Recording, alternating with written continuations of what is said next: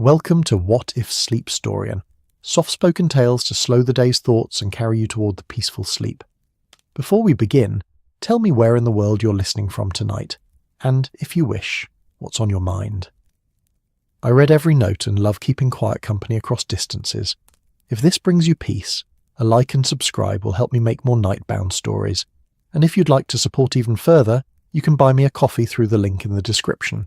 Now, settle in, get comfortable, and breathe with me as we begin. The afternoon light filtered through the windows of 221B Baker Street, with the pale, watery quality peculiar to London in late October, when the sun seems to have forgotten its own warmth and merely goes through the motions of illumination. The fog had not yet risen from the Thames. That would come later, with the evening, but the air already held its promise, a dampness that clung to window panes and made the coals in the grate seem all the more precious. The fire itself burned with a contented crackle, sending shadows dancing across the familiar clutter of books, papers, and curious objects that defined the sitting room of Mr. Sherlock Holmes. Holmes himself sat in his favoured armchair, the one positioned to catch both the warmth of the fire and whatever meagre light the afternoon offered. His long fingers were steepled beneath his chin in an attitude of profound contemplation, though whether he was solving some intricate mental puzzle or simply watching the smoke from his pipe curl toward the ceiling was impossible to say. The pipe, a favourite cherry wood, released its tobacco scent into the room, mingling with the older, deeper smells of leather-bound volumes and the faint chemical tang that always seemed to hover near Holmes's makeshift laboratory bench. Dr. John Watson sat opposite, a medical journal open across his lap, though his attention had wandered from an article on the latest surgical techniques to the more immediate pleasure of simply being warm, comfortable, and in congenial company. His teacup rested on the small table at his elbow, still half full and releasing a gentle steam that caught the firelight. Outside, beyond the fog-softened windows, London went about its business with that peculiar muffled quality that autumn afternoons bring to a great city. The clip-clop of horses' hooves on cobblestones, the distant cry of a street vendor selling chestnuts, the rumble of an omnibus making its way down Baker Street. It was the sort of afternoon that seemed to exist outside of time, suspended in its own peaceful amber. The clock on the mantelpiece ticked with a rhythm so steady and familiar it became almost inaudible, more a feeling than a sound, like the heartbeat of the room itself. Watson found himself thinking, not for the first time, that these quiet moments were perhaps as valuable as the dramatic cases that occasionally interrupted them, the peaceful spaces between, the storms of investigation and deduction. "You're thinking," Holmes said suddenly, without opening his eyes or moving from his meditative position, "that peace is undervalued in our modern age." Watson smiled. After so many years of friendship, he should no longer be surprised by Holmes's uncanny ability to read his thoughts, yet it still brought a small pleasure, like a familiar magic trick performed with fresh elegance. "Something of the sort," Watson admitted, "though I was thinking more specifically that these quiet afternoons are rather pleasant." Holmes opened one grey eye. "Which is precisely another way of saying peace is undervalued. You have the soul of a poet, Watson, though you disguise it in the practical language of a medical man. And you have the soul of a musician disguised as a detective. Touché." Holmes closed his eyes again, though I would argue that detection is itself a kind of music. Patterns and rhythms, discord and resolution. The fire crackled its agreement, and for several more minutes neither man spoke. These silences were comfortable things, worn smooth by years of companionship. Watson returned to his journal, reading the same paragraph 3 times without absorbing a word of it, content to simply let his eyes move across the page, while his mind drifted pleasantly nowhere in particular. London in 1895 was a city of contrasts, a great beast of a metropolis that was simultaneously the heart of the largest empire the world had ever known, and a collection of small villages that happened to have grown together like mushrooms in a damp cellar. Here in Baker Street one could feel both the pulse of that great imperial engine and the intimate rhythms of neighbourhood life. The baker on the corner knew everyone's preferences. The postman commented on the weather with the authority of a meteorologist. The lamplighter would be making his rounds in a few hours, bringing his small mobile flame to each gas lamp post, a ritual as old as Watson's own residence in these rooms. The Victorian age had brought such wonders, railways that shrank distance, telegraph wires that made words travel faster than horses, great exhibitions that showcased human ingenuity under vast glass roofs. The Crystal Palace itself, that temple of progress, still stood in Sydenham, gleaming like a promise of the future. Yet for all this rush toward tomorrow, London remained a city that respected its afternoon tea, its quiet hours, its domestic rituals. Watson glanced at Holmes and saw that his friend had finally genuinely dozed off, the pipe now resting in his hand at an angle that would have concerned anyone who didn't know that Holmes possessed an almost supernatural awareness even in sleep. The detective's aquiline profile was softened by the firelight, making him look younger, less severe. These were the moments when Watson most appreciated the privilege of their friendship, not the dramatic chases or brilliant deductions, but these quiet hours when one of the finest minds in England simply rested. The afternoon deepened. The light grew more golden, then amber, then began its slow fade toward the blue of approaching evening. Mrs. Hudson's voice drifted up from downstairs, speaking to someone at the door, probably the grocer's boy with a delivery. The familiar sounds of the household wrapped around Watson like a comfortable blanket. He was just considering whether to ring for fresh tea when the peace was shattered. A knock at the door, not the polite inquiring knock of Mrs. Hudson or a potential client, but an insistent, almost violent hammering that spoke of urgency or anger or both. It was the sort of knock that expected immediate response and would not be kept waiting. Holmes's eyes opened instantly. All traces of sleepiness vanished as if it had never existed. He was on his feet before Watson had fully processed the sound, his posture alert but not alarmed, curious rather than concerned. "Our peace, Watson," he said with a slight smile, "appears to have been discovered and deemed expendable." The knock came again, even more insistent. "Come in," Holmes called, his voice carrying that edge of amusement it always held when routine was disrupted by the unexpected. The door opened, and Mycroft Holmes entered the room like a storm system given human form. Watson had met Holmes's older brother on several occasions and had always been struck by how two men could share so many physical characteristics. The height, the sharp features, the grey eyes, yet present such different aspects to the world. Where Sherlock was lean and restless, Mycroft was substantial and sedentary. Where Sherlock moved with a nervous energy, Mycroft possessed the immovability of a government building. Yet now, that immovability has been shaken. Mycroft's usually impeccable appearance was dishevelled in small but telling ways. His collar sat slightly askew. His waistcoat buttons seemed to have been fastened hastily, resulting in a barely perceptible misalignment. Most telling of all, his face, usually as expressionless as a carved statue, was flushed with what could only be described as agitation. "Sherlock," he said without preamble, his voice tight with suppressed emotion, "someone has stolen my hat." The silence that followed this pronouncement was profound. Even the fire seemed to hold its breath. Holmes, to his credit, did not laugh. His eyes narrowed slightly, studying his brother with that intense focus he usually reserved for crime scenes. "Your hat," he repeated carefully, as if testing the words for hidden meaning. "My bowler, from the Diogenes Club, this very afternoon." Mycroft moved into the room, claimed the chair nearest the fire with the air of a man reclaiming territory, and fixed his brother with a stare that contained equal parts fury and humiliation.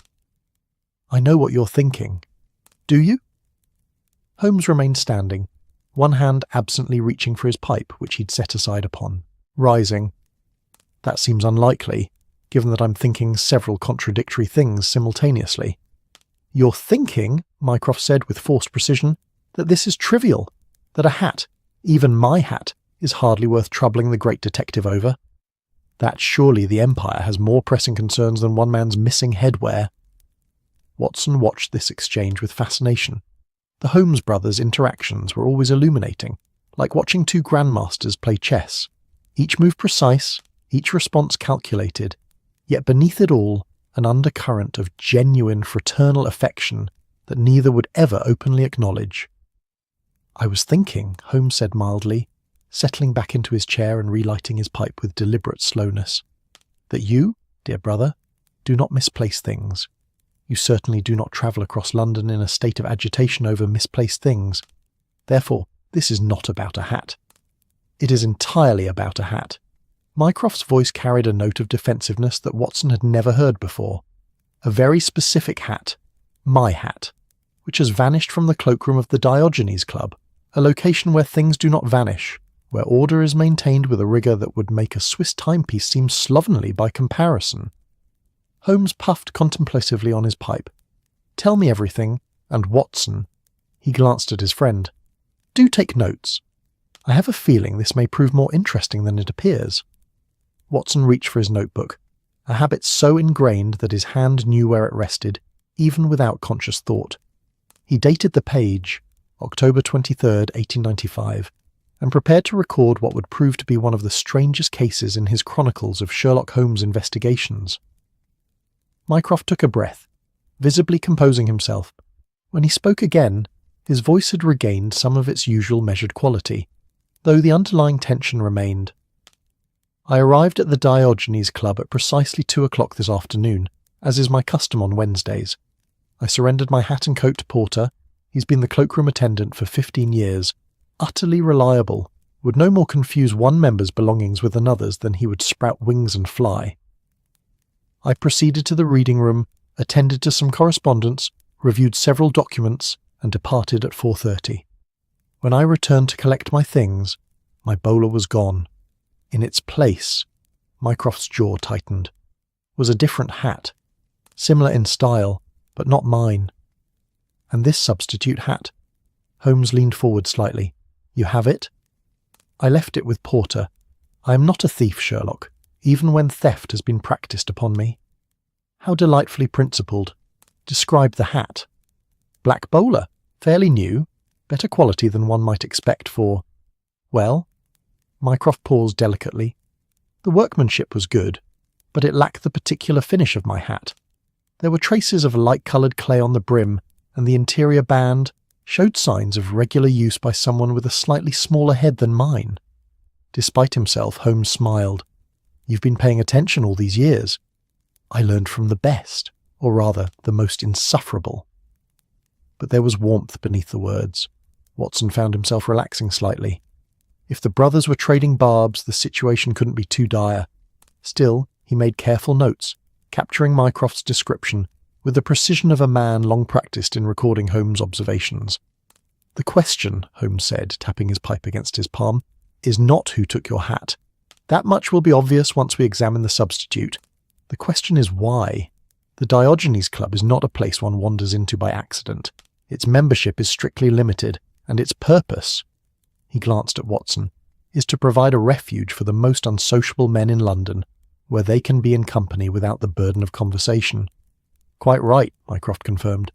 "Speaking above a whisper is forbidden in all rooms except the stranger's room. It is a sanctuary from the exhausting demands of social interaction." Watson tried to imagine such a place and found it both appealing and slightly sad. A club full of men who wanted to be alone together, seeking the presence of humanity without its noise. "So whoever switched the hats," Holmes continued, his voice taking on that crisp, analytical tone that Watson knew so well, "did so in a location where questioning or confronting them would be impossible. Clever.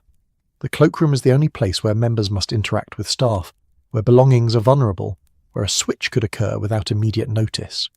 "Precisely why I'm here," Mycroft said. "This wasn't opportunistic theft. This was deliberate, calculated, and I need to know why." The fire crackled, sending up a small shower of sparks that glowed briefly before fading, like tiny stars dying in fast motion. Outside, the evening was indeed beginning to assert itself. The fog was rising now. Watson could see it through the window, that characteristic London fog that turned the city into something from a fairy tale, all softened edges and mysterious shapes. Holmes sat in silence for a long moment, his eyes distant, fingers steepled once more beneath his chin. Watson recognized this attitude. His friend was already several steps ahead in his thinking, following chains of logic that would only become apparent later, turning the problem over and examining it from angles others wouldn't think to look at. Finally, Holmes spoke. "We'll go to the Diogenes Club. Tonight, before the trail grows any colder. Watson, bring your coat. Mycroft, try not to look quite so much like a man whose hat has been stolen. It makes you conspicuous." "I am always conspicuous. I weigh 16 stone and occupy a significant position in Her Majesty's government." Yes, but usually you're conspicuously dignified. Right now you're conspicuously ruffled. There's a difference. Holmes rose, reaching for his own coat. Besides, this may prove to be a perfectly ordinary mix-up after all. Someone grabbed the wrong hat in a hurry. These things happen. But Watson, watching his friend's eyes, knew that Holmes didn't believe that for a moment. And judging by the expression on Mycroft's face, neither did he.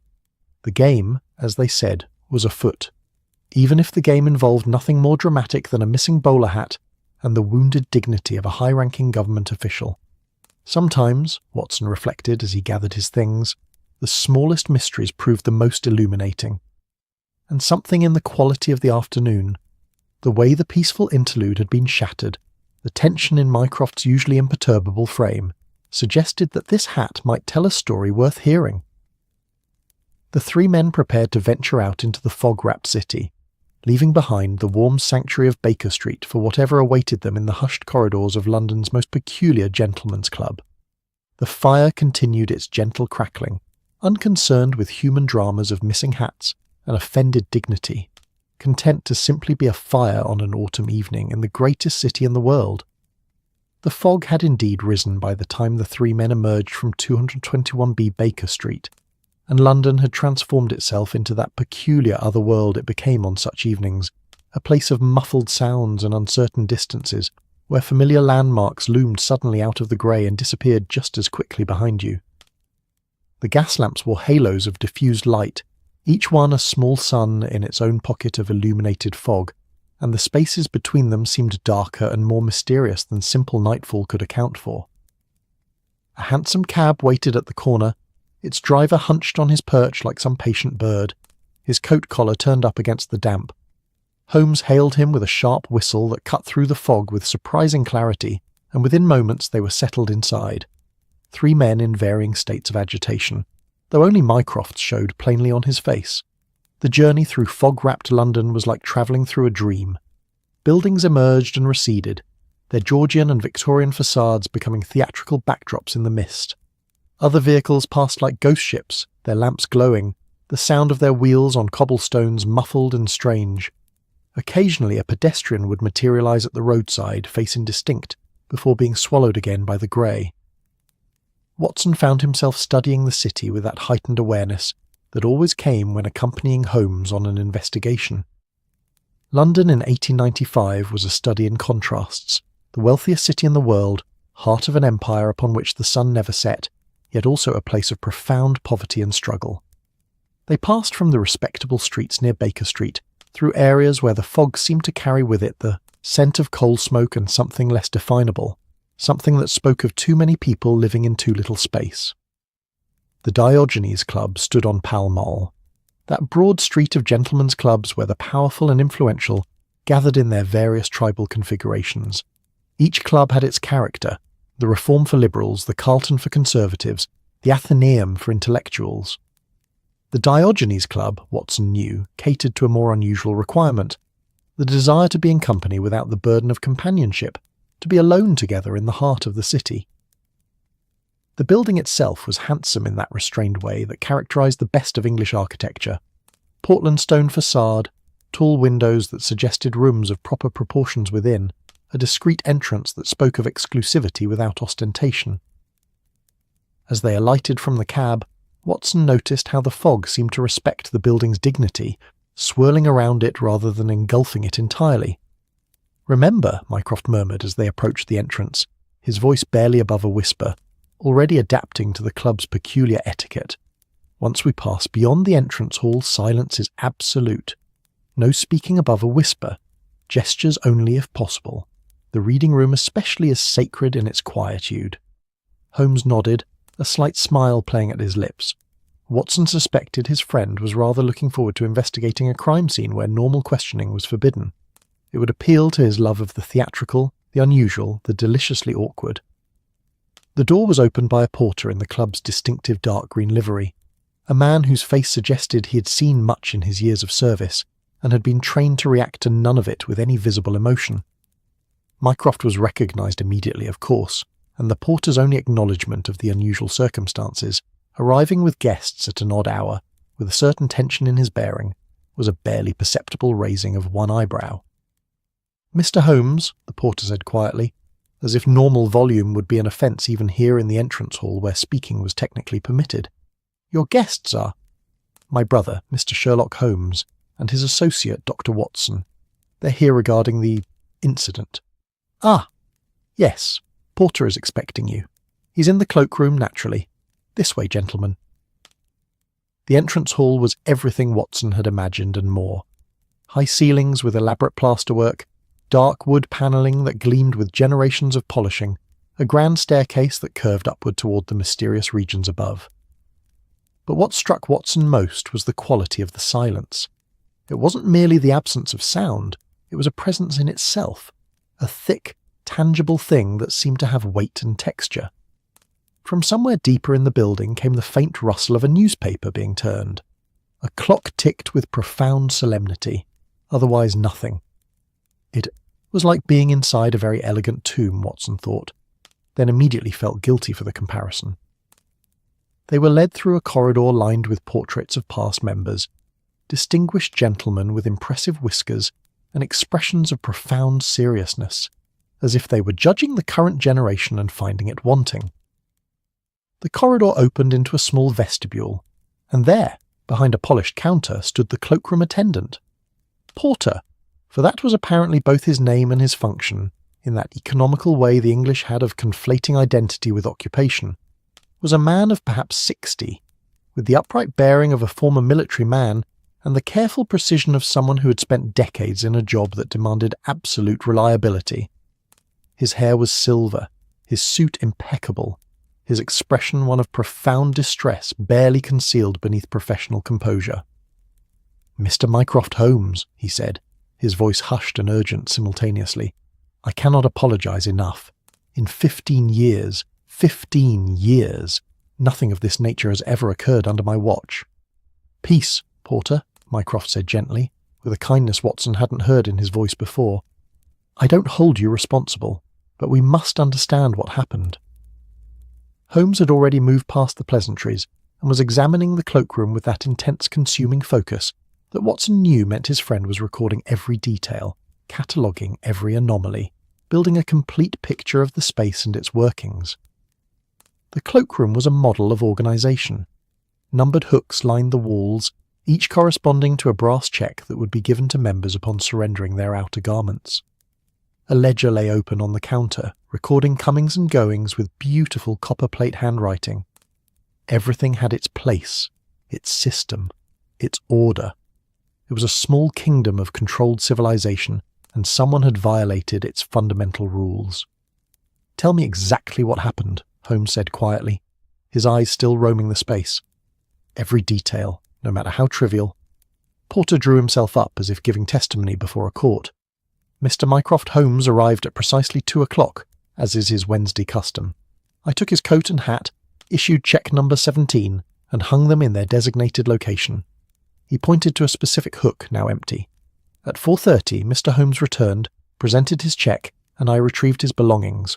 Or rather," his voice faltered slightly, "I retrieved what I believed to be his belongings. The coat was correct, but the hat—" "The hat was different," Holmes finished for him. "And you didn't notice immediately?" Porter's distress deepened. "The light here is sometimes— and the hats were similar. I noticed only when Mr. Holmes pointed it out. I am mortified, sir. Absolutely mortified." "The substitute hat," Mycroft interjected. "Where is it now?" Porter reached beneath the counter and produced the offending item with something like reverence, placing it on the polished wood surface as if it might explode. Watson leaned in to look, though he knew his observations would be crude compared to what Holmes would deduce.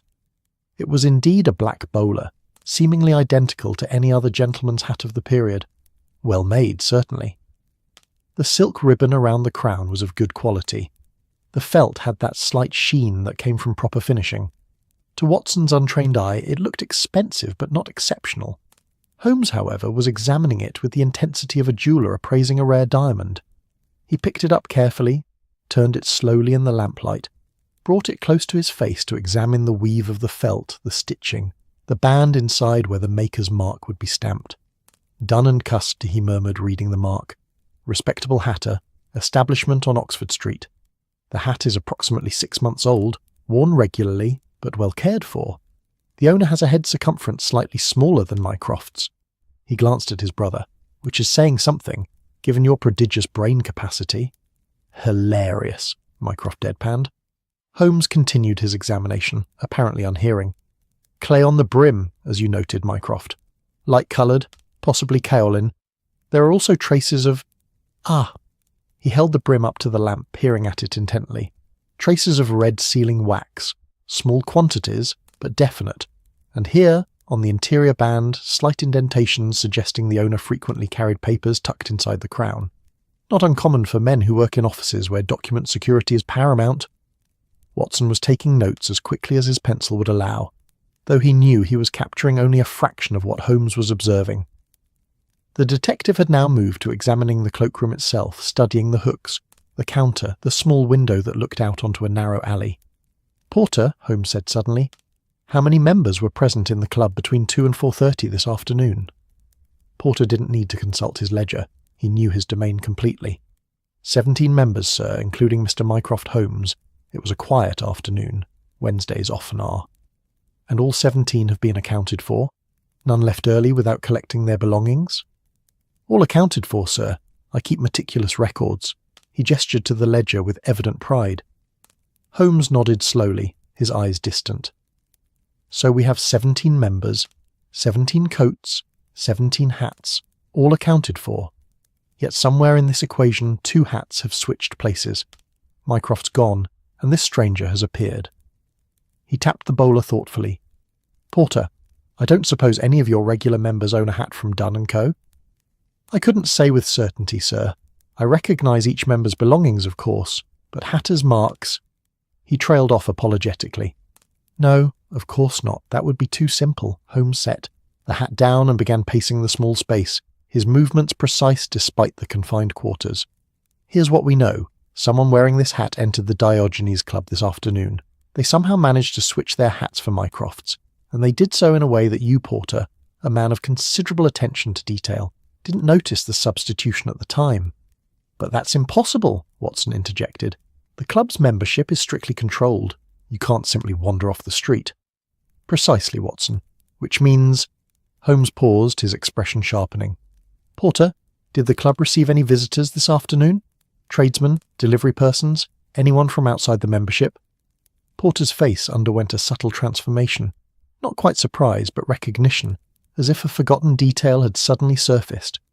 There was, yes, a courier, from the Foreign Office. He delivered a packet of documents to one of our members, Lord Cranbrook. Arrived at perhaps 3 o'clock, stayed only a few minutes. "Describe him."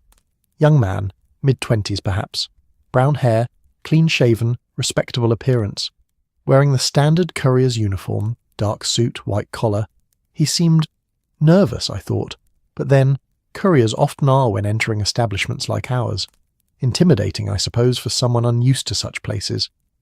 Holmes and Mycroft exchanged a glance, and Watson saw something pass between the brothers, some shared understanding or suspicion that he couldn't quite read.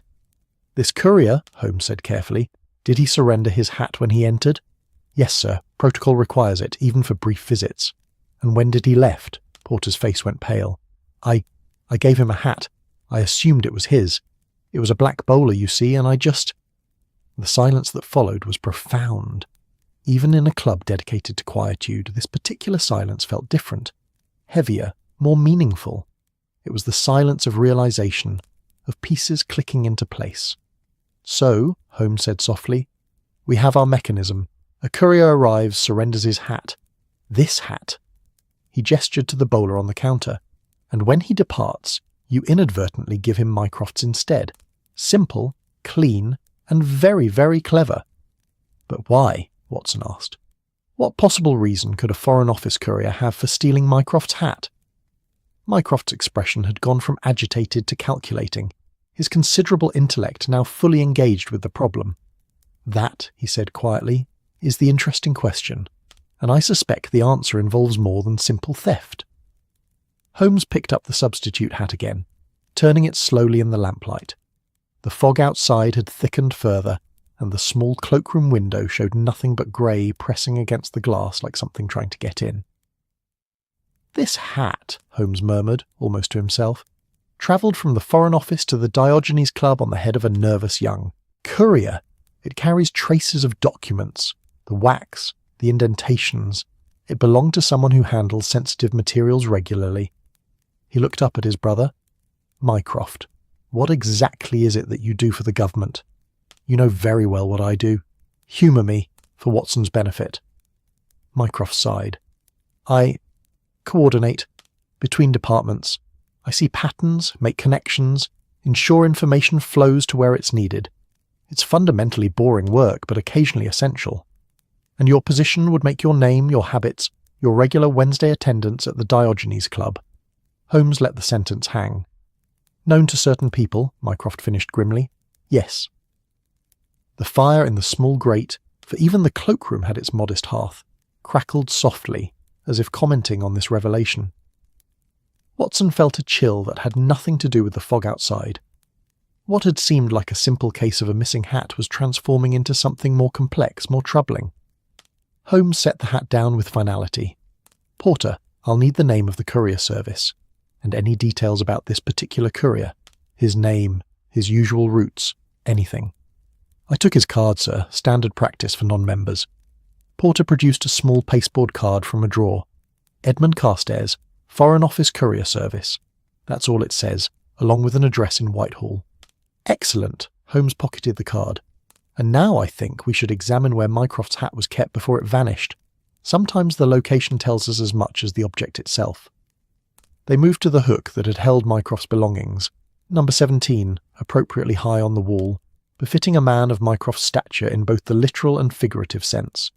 Holmes studied it, with the same intensity he'd given the substitute hat, examining the hook itself, the wall around it, even the floor beneath.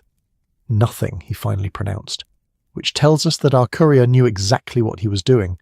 No fumbling, no mistakes. He came prepared." "But prepared for what?" Watson asked. "This still makes no sense. Why would anyone want Mycroft's hat specifically?" Holmes smiled, but it was a thin, sharp expression. "That, my dear Watson, is what we're going to find out, and I suspect the answer begins with Mr. Edmund Carstairs, nervous Foreign Office courier, whose own hat now sits unclaimed in the Diogenes Club, while he walks the foggy streets of London, wearing the property of one of Her Majesty's most valuable civil servants." The clock in the entrance hall chimed 7 times, each note falling into the silence like a stone into a well. Outside, the fog pressed closer, turning London into a labyrinth where anything might happen, where hats could vanish and mysteries could multiply in the grey. Mycroft adjusted his collar, still slightly askew, and straightened his shoulders. "Then we find this Carstairs fellow. Tonight, if possible." "Tonight," Holmes agreed, "before he realises his mistake has been discovered, before he has time to dispose of evidence or disappear entirely." He turned to Porter. "Keep this hat safe. Lock it away if you must. It may prove to be evidence in a matter more serious than simple theft." Porter nodded solemnly, taking the hat with renewed respect, as if it had suddenly become a holy relic. As they prepared to leave, Watson glanced back at the cloakroom, that small, ordered kingdom where everything had its place and purpose. It seemed impossible that such a neat, controlled space could be the scene of anything untoward. Yet that, he supposed, was precisely what made it perfect for such a scheme. No one would suspect drama in a place dedicated to the absence of it. The 3 men emerged back into the fog-wrapped street, where their cab still waited, the driver patient as a statue. London at night was a different creature than London by day, older, stranger, more willing to harbour secrets in its ancient bones. As they climbed back into the hansom, Holmes was already planning their next move, his mind racing ahead to the address in Whitehall, to the mysterious Mr. Carstairs, to whatever truth lay hidden in this affair of the missing hat. And Watson, settling into his seat with his notebook clutched in one hand, found himself thinking that sometimes the smallest mysteries opened doors to the largest truths, and that perhaps, just perhaps, a gentleman's missing bowler might prove more significant than anyone had yet imagined. The cab lurched forward, carrying them deeper into the fog, into the next chapter of the investigation, into whatever awaited in the shadows of a London that knew how to keep its secrets close. The address on Edmund Carstairs' card led them not to a residence, but to a nondescript building on a side street off Whitehall, the sort of structure that seemed designed to be overlooked. Grey stone, modest proportions, windows that reflected rather than invited. It was the kind of place where the machinery of government operated quietly, where clerks and couriers came and went without fanfare, carrying the papers that kept an empire running. By the time their cab arrived, full darkness had settled over London, and the fog had achieved that particular thickness that turned the city into a series of small, isolated worlds. Each gas lamp created its own sphere of visibility, and the spaces between became unknowable voids. The effect was simultaneously claustrophobic and expansive. You could see only a few feet ahead, yet somehow this made London feel infinite, as if the fog concealed not just streets and buildings, but entire universes.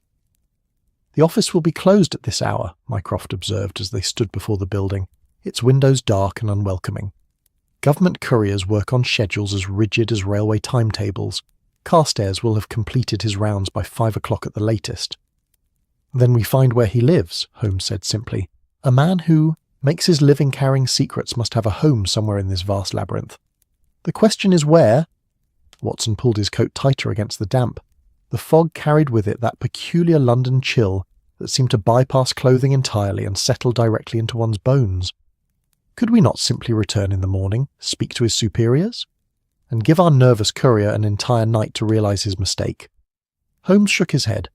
"No, Watson. If this is innocent, a simple confusion of hats, there's no harm in finding him tonight. But if it's something more—" He left the thought hanging in the fog-thick air.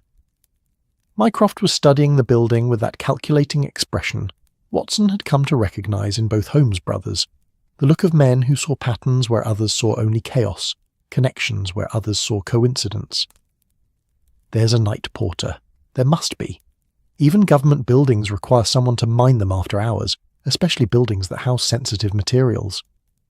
As if summoned by the observation, a light flickered to life in a ground-floor window. Not the bright gas-lit illumination of occupation, but the dim glow of a candle or small lamp being carried through dark corridors. A shadow moved behind the glass, indistinct, but human. Holmes approached the door and knocked, not with the urgency that had characterized Mycroft's earlier assault on 221B Baker Street, but with the measured confidence of someone who expected to be admitted. The door opened after a moment to reveal an elderly man in porter's livery, holding a lamp that cast dramatic shadows across his weathered face. "Building's closed, gentlemen," he said, his voice carrying the authority of someone who had repeated this phrase countless times over the years. "Business hours are 8 to 6, Monday through Friday." "We're not here for official business," Holmes said, smoothly producing a card, his own this time.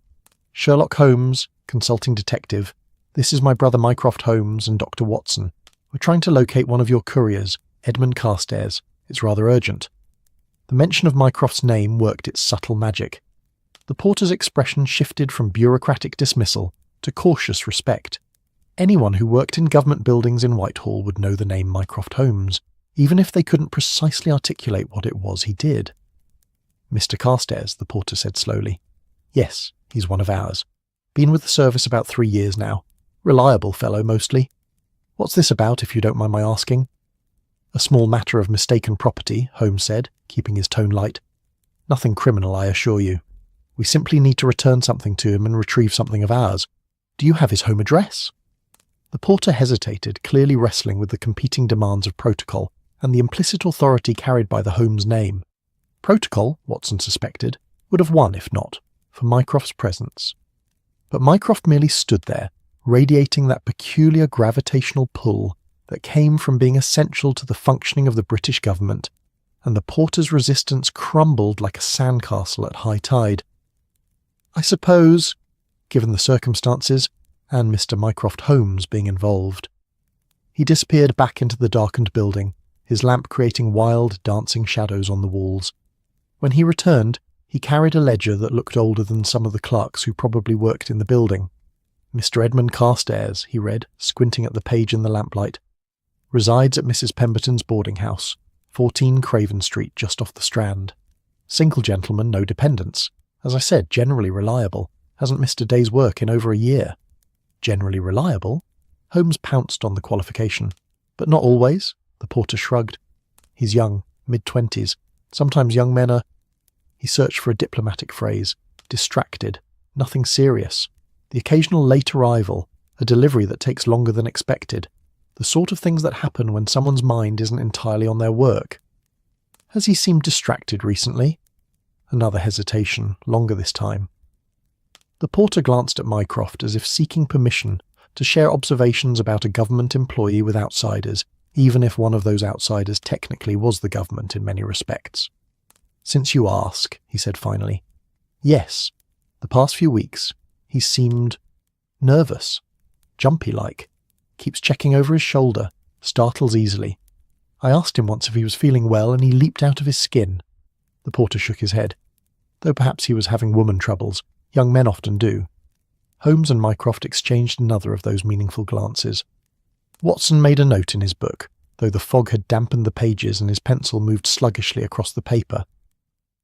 "One more question," Holmes said. "What route would Carstairs typically take for his afternoon deliveries? Which departments? Which buildings?"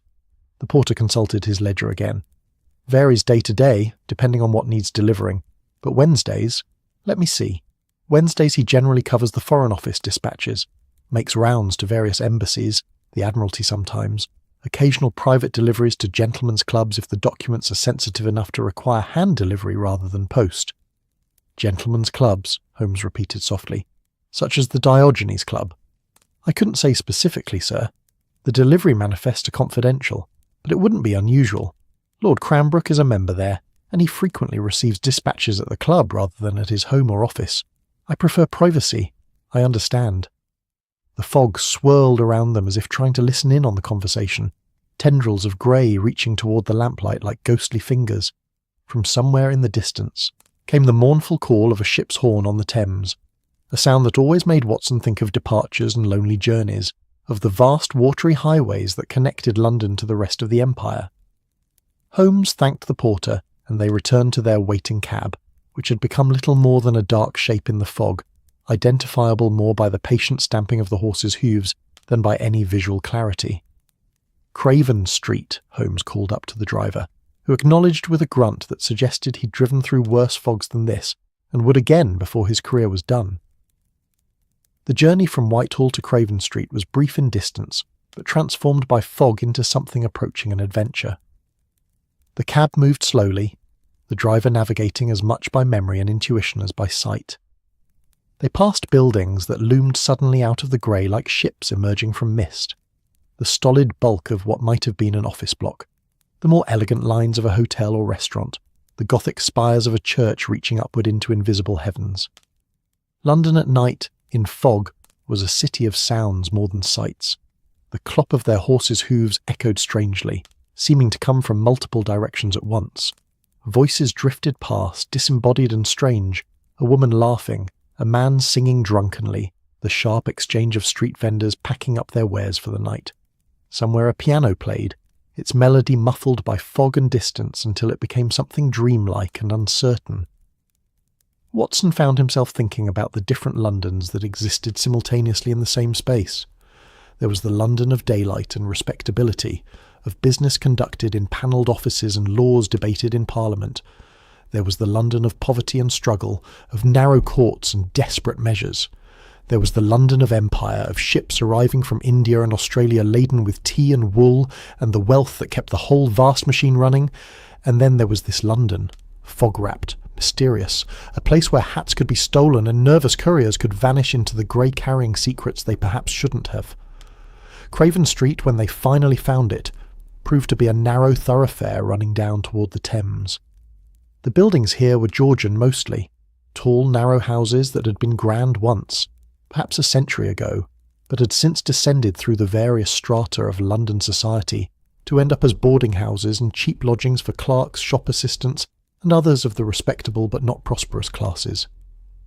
Number 14 was indistinguishable from its neighbours, 4 stories of brick, windows showing dim lights in some rooms and darkness in others, a small area of iron railing protecting steps that descended to a basement kitchen.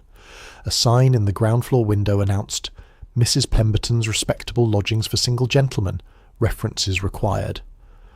Holmes led the way up the steps and knocked, a more moderate knock than either of his previous ones that evening. calibrated perhaps to the hour and the nature of the establishment. Boarding house keepers, Watson knew from his own bachelor days before his marriage, were territorial creatures who guarded their domains with fierce attention and kept meticulous mental records of their lodgers' comings and goings. The door was opened by a woman who could only be Mrs. Pemberton, late 50s, iron-grey hair pulled back in a style that suggested both practicality and vanity, a face that had perhaps been beautiful once and was now interesting instead, lined with the accumulated experience of decades of managing other people's domestic lives. She wore a black bombazine dress of good quality but considerable age, and her eyes were sharp as she assessed her unexpected callers. "Good evening," Holmes said, producing his card once again. "Sherlock Holmes, consulting detective. We're looking for one of your lodgers, Mr. Edmund Carstairs. Is he at home?" Mrs. Pemberton took the card, held it up to the gaslight in the hallway, and read it with the thoroughness of someone who had learned not to take anything at face value. Her expression remained neutral, but Watson detected a slight tightening around her mouth.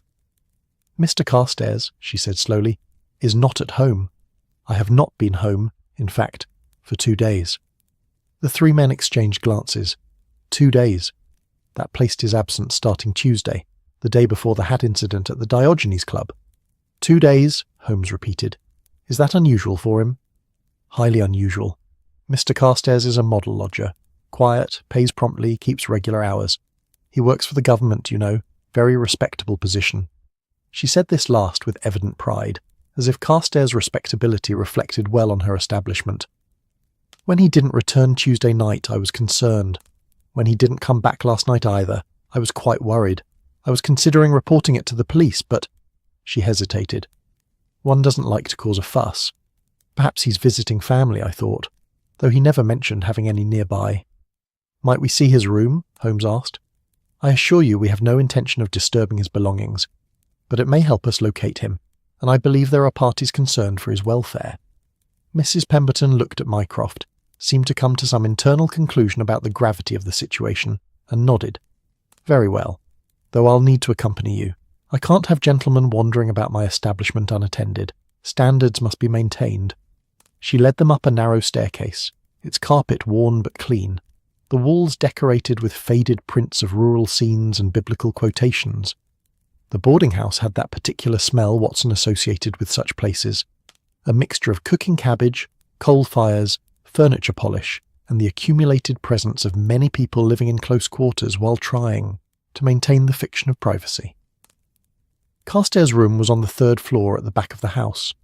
Mrs. Pemberton produced a considerable ring of keys from her belt, landlady's privilege and responsibility, and unlocked the door.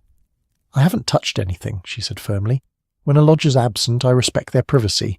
I may let myself in to check if the window's not left open or the gas tap turned on, but I don't pry. I want that to be understood." "Understood completely," Holmes assured her. The room was small but neat. A single bed against one wall, a wardrobe, a small desk beneath the window, a washstand with basin and ewer, and a single chair. The walls were papered in a pattern of faded roses, and the curtains were of serviceable brown cloth. It was the sort of room that thousands of young men occupied in London. Anonymous, temporary, a place to sleep and keep one's possessions while real life happened elsewhere. But to Holmes's eyes, Watson knew it was a treasure trove of information. The detective moved through the space with that peculiar intensity, picking up objects, examining them briefly, setting them down. His gaze swept the desk, the wardrobe, the small shelf of books beside the bed. "He's a reader," Holmes murmured, scanning the book titles. "Dickens, some poetry, a technical manual on government bureaucracy. Ambitious, perhaps, hoping to rise in the service." He opened the wardrobe carefully. 3 suits, all of modest quality but well maintained. Several shirts, collar boxes, undergarments all neatly arranged. Not a wealthy man, but a careful one who takes pride in his appearance. He moved to the desk where papers lay scattered in what seemed like disarray, but which Watson suspected was organised according to some system that made sense to Carstairs if no one else. Holmes leafed through them carefully, Mrs. Pemberton watching with an expression that suggested she was reconsidering her decision to allow this investigation. "Delivery schedules," Holmes said, more to himself than to his companions. "Notes about routes, timing, the requirements of various departments. all quite proper and professional. He paused, extracting a single sheet from the pile. Except this. He held it up to the lamplight. Watson moved closer to see. It appeared to be a schedule of some kind, but the entries were cryptic, consisting mainly of initials and times. MH, 2:20 DC, Holmes read aloud. Does that perhaps mean Mycroft Holmes? 2 o'clock Wednesday, Diogenes Club. Mycroft's expression had gone very still. If so, then Carstairs has been tracking my movements, which raises rather serious questions about his intentions. Indeed. Holmes continued examining the papers, his movements quick but thorough. Here's another. FO Dispatch, Cranbrook, Confidential, and another. Late delivery, nervous, nearly dropped packet. He looked up at Mrs. Pemberton.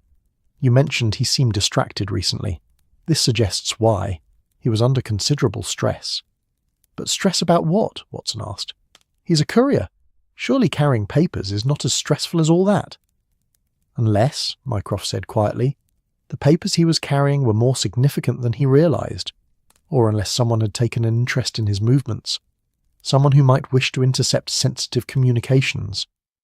The room suddenly felt smaller, the fog outside pressing against the window, as if trying to hear their conclusions. Watson felt a chill that had nothing to do with the temperature. What had seemed like a trivial case, a missing hat, an embarrassed civil servant, was transforming into something with the distinct aroma of espionage. Holmes moved to the washstand, examining the basin, the shaving implements arranged with military precision on the small shelf. He left in a hurry. His shaving kit is here, his hairbrush, everything a man needs for daily grooming. Whatever caused him to leave, it was sudden and unplanned. Or he was taken, Watson suggested, the words coming out more ominously than he'd intended. Possible, but unlikely, Holmes said, though he didn't sound entirely convinced. If someone had forcibly removed him from this building, there would have been noise, disturbance. Mrs. Pemberton would have noticed. I certainly would have, she confirmed indignantly. I run a quiet establishment. Any sort of disturbance would have been dealt with immediately. Holmes nodded absently, still examining the room. He knelt to look under the bed, checked behind the wardrobe, even examined the floorboards for loose ones that might conceal something. Nothing, he finally pronounced, standing and brushing dust from his trousers. Or rather, everything and nothing. The room tells us that Edmund Carstairs is a careful, conscientious young man who has recently been under considerable stress. It tells us he left suddenly, 2 days ago, without packing or taking his grooming items. It tells us he's been keeping track of sensitive deliveries and possibly of specific individuals' movements, he looked at Mycroft. And it tells us that whatever he's involved in, willing or otherwise, it's connected to your hat and to the Diogenes Club. Mrs. Pemberton had been listening to all this with growing alarm. Mr. Carstairs isn't in trouble, is he? I mean, serious trouble? He seemed like such a nice young man. Always polite, never any unseemly visitors or behaviour. That, Holmes said gently, is precisely what we're trying to determine. When he returns, if he returns, would you be so kind as to send word immediately to 221B Baker Street? It's vitally important that we speak with him. She agreed, taking another of Holmes's cards with a hand that trembled slightly. Watson felt a pang of sympathy for her. She ran a respectable establishment, took pride in her lodgers, and now found herself inadvertently involved in what might be a matter of government security. They descended the narrow stairs, back to street level, emerging into fog that had somehow thickened even further during their brief time inside. The cab was still waiting, the driver and horse both patient as monuments, apparently content to wait all night if necessary for the fare to conclude their mysterious business. As they climbed back into the cab, Mycroft spoke for the first time in several minutes. This is no longer about a missing hat. No, Holmes agreed. It's about a missing courier, a nervous young man who's been tracking government officials, and a hat switch that was either brilliantly planned or extraordinarily fortunate. The question is, which? The cab lurched forward, carrying them back toward Baker Street through a London that seemed to grow more mysterious with each passing hour. Watson stared out at the fog-wrapped city and wondered where, in all these millions of souls, Edmund Carstairs might be hiding, and what secrets he carried with him in the night. The game indeed was very much afoot, and somewhere in the grey, a hat that didn't belong to its wearer might hold the key to unravelling it all. The return journey to Baker Street passed in a contemplative silence, each man absorbed in his own thoughts, as the cab navigated through fog that had achieved an almost supernatural density. The city had become a place of whispers and shadows, where familiar landmarks appeared and vanished like memories half recalled, and the very air seemed thick with secrets waiting to be discovered. Watson found himself thinking about Edmund Carstairs, this young man he'd never met but who had somehow become the centre of a mystery that grew more complex with each passing hour. What must it be like, he wondered, to be a government courier in London in 1895, to carry papers that might contain information affecting empires, yet to be yourself so invisible, so unremarkable that people looked through you rather than at you. It was a peculiar kind of power, really. The power of the unnoticed, the overlooked, the person who moves through important spaces without leaving an impression. By the time they reached Baker Street, the hour had grown late enough that the street itself seemed half asleep. A few windows still showed lights, someone working late, or reading, or simply unwilling to surrender consciousness to the night. Mrs. Hudson had left a lamp burning in the window of 221B, a small beacon of domestic warmth in the fog-wrapped darkness. They climbed the familiar stairs to find that Mrs. Hudson, with her customary thoughtfulness, had built up the fire and left a cold supper under a cloth on the sideboard. Sliced ham, cheese, fresh bread, and a pot of strong tea keeping warm on the hob. It was exactly the sort of simple, nourishing food that Watson associated with coming home after long hours of investigation, and he felt a surge of gratitude for their landlady's quiet competence. Holmes immediately went to his chair, but instead of his usual languid repose he sat, forward, elbows on knees, fingers steepled beneath his chin in that attitude of intense concentration Watson knew so well. Mycroft took the chair opposite, and for a long moment the two brothers simply looked at each other, engaged in some silent conversation that needed no words. Watson busied himself with preparing plates and pouring tea, a domestic ritual that felt oddly comforting given the strangeness of the evening's discoveries. The normalcy of these small actions, the clink of china, the splash of tea being poured, the smell of fresh bread, provided a kind of anchor to the ordinary world even as they discussed matters that ventured into considerably less ordinary territory. "Right," Holmes said finally, accepting the tea Watson handed him with an absent nod of thanks. "Let us examine what we know, and, more importantly, what we don't know.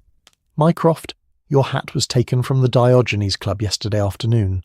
The substitution occurred during a brief window when a Foreign Office courier named Edmund Carstairs was delivering documents to Lord Cranbrook.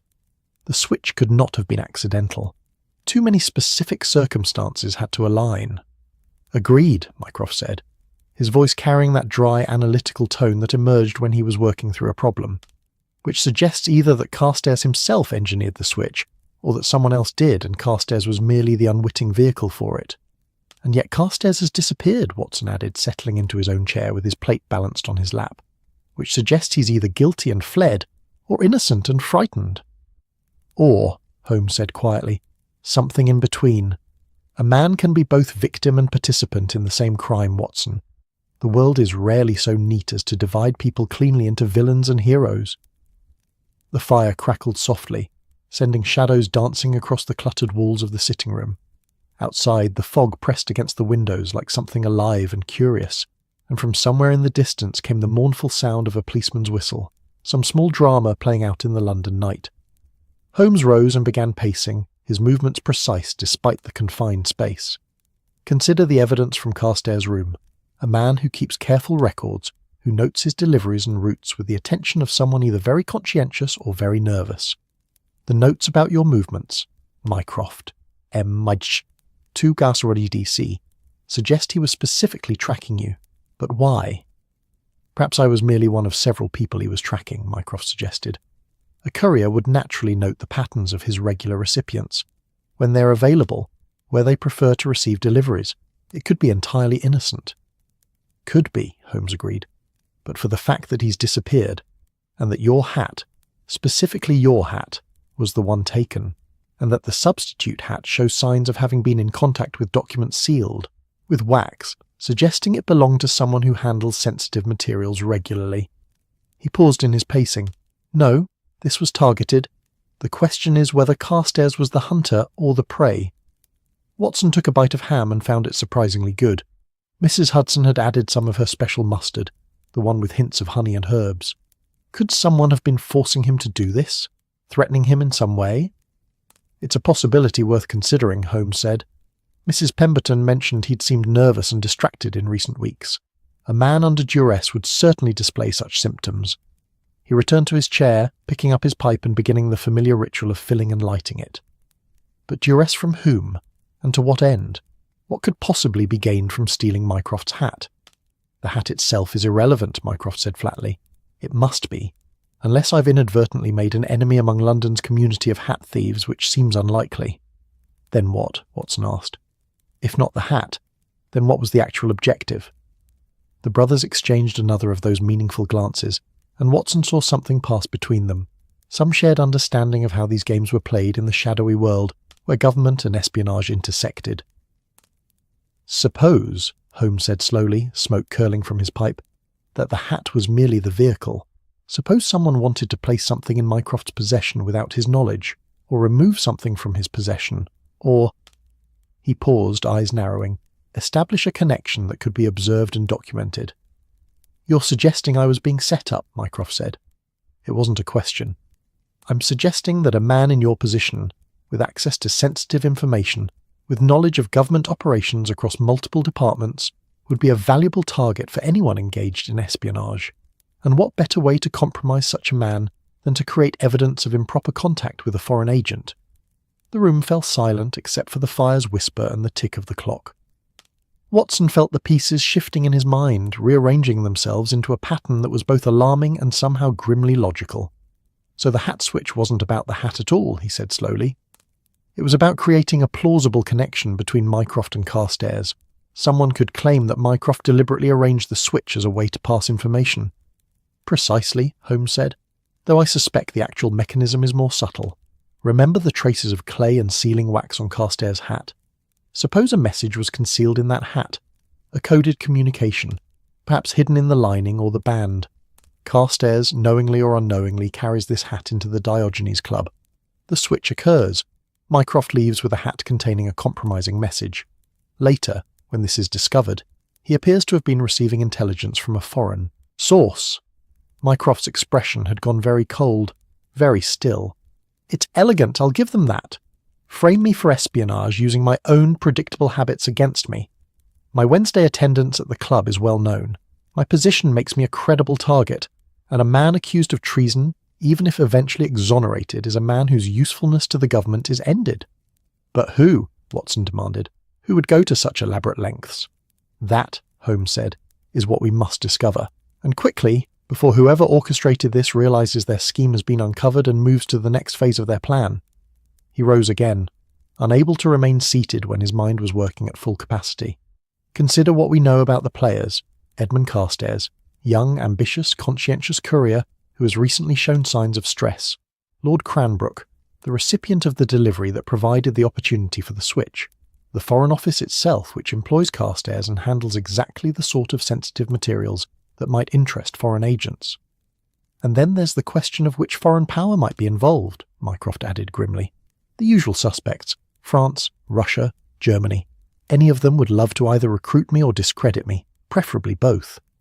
Watson found himself thinking about the geopolitical landscape of 1895, the great powers of Europe engaged in their endless dance of alliance and rivalry, the scramble for colonies in Africa and Asia, the naval arms race between Britain and Germany, the eternal complications of the Eastern question, and Russia's designs on Constantinople. The British Empire stood at the height of its power, but power bred enemies, and those enemies constantly probed for weaknesses. We need to examine Mycroft's hat, Holmes said decisively. The one Carstairs is presumably wearing. If my theory is correct, that hat contains the actual message, the false evidence meant to incriminate Mycroft.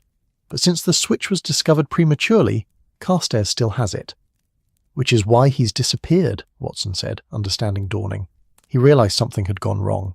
Perhaps he was supposed to make another exchange, return Mycroft's hat after the message had been discovered.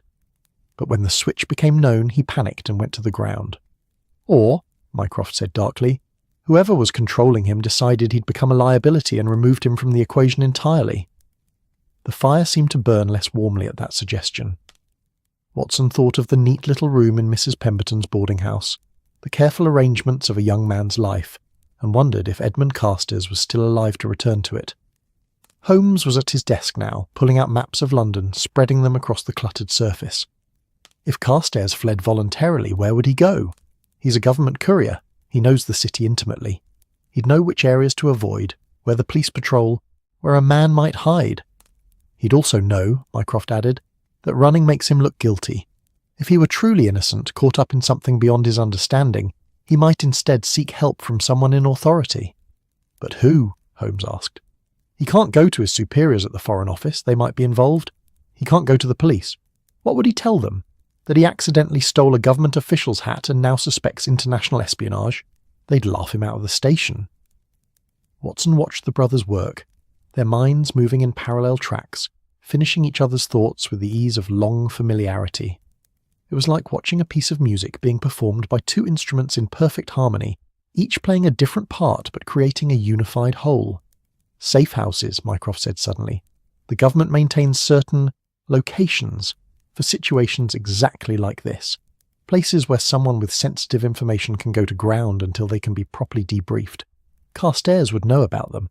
Couriers are briefed on emergency protocols. Would you know where these safe houses are located? Holmes asked. Mycroft's smile was thin. I know where most things are located, Sherlock. It's rather the point of what I do.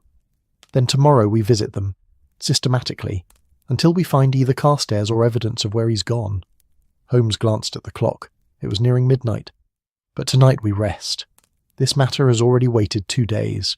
A few more hours won't matter, and we'll think more clearly with sleep. Watson found himself grateful for this pronouncement. The day had been long, beginning with that peaceful afternoon that seemed like weeks ago rather than mere hours, and his mind felt stuffed with information like a drawer too full of papers. Mycroft rose with a groan that suggested his sedentary lifestyle had not prepared him for an evening of rushing about London in the fog. I'll return to my rooms at the Diogenes Club. Even without my favourite hat, I believe they'll admit me. Take care, brother, Holmes said, and there was genuine concern in his voice. If someone is indeed trying to frame you for espionage, they may have other contingencies in place. Watch for anyone following you. Trust no one whose loyalty isn't absolutely certain. I trust very few people absolutely, Mycroft said dryly. Present company accepted, of course. It's what's kept me alive in this business as long as I have been. After Mycroft departed, Holmes and Watson remained by the fire, neither quite ready to surrender the day to sleep. The coals glowed red and orange, shifting and settling with small sounds like whispered conversations. Do you really think Carstairs is alive? Watson asked quietly.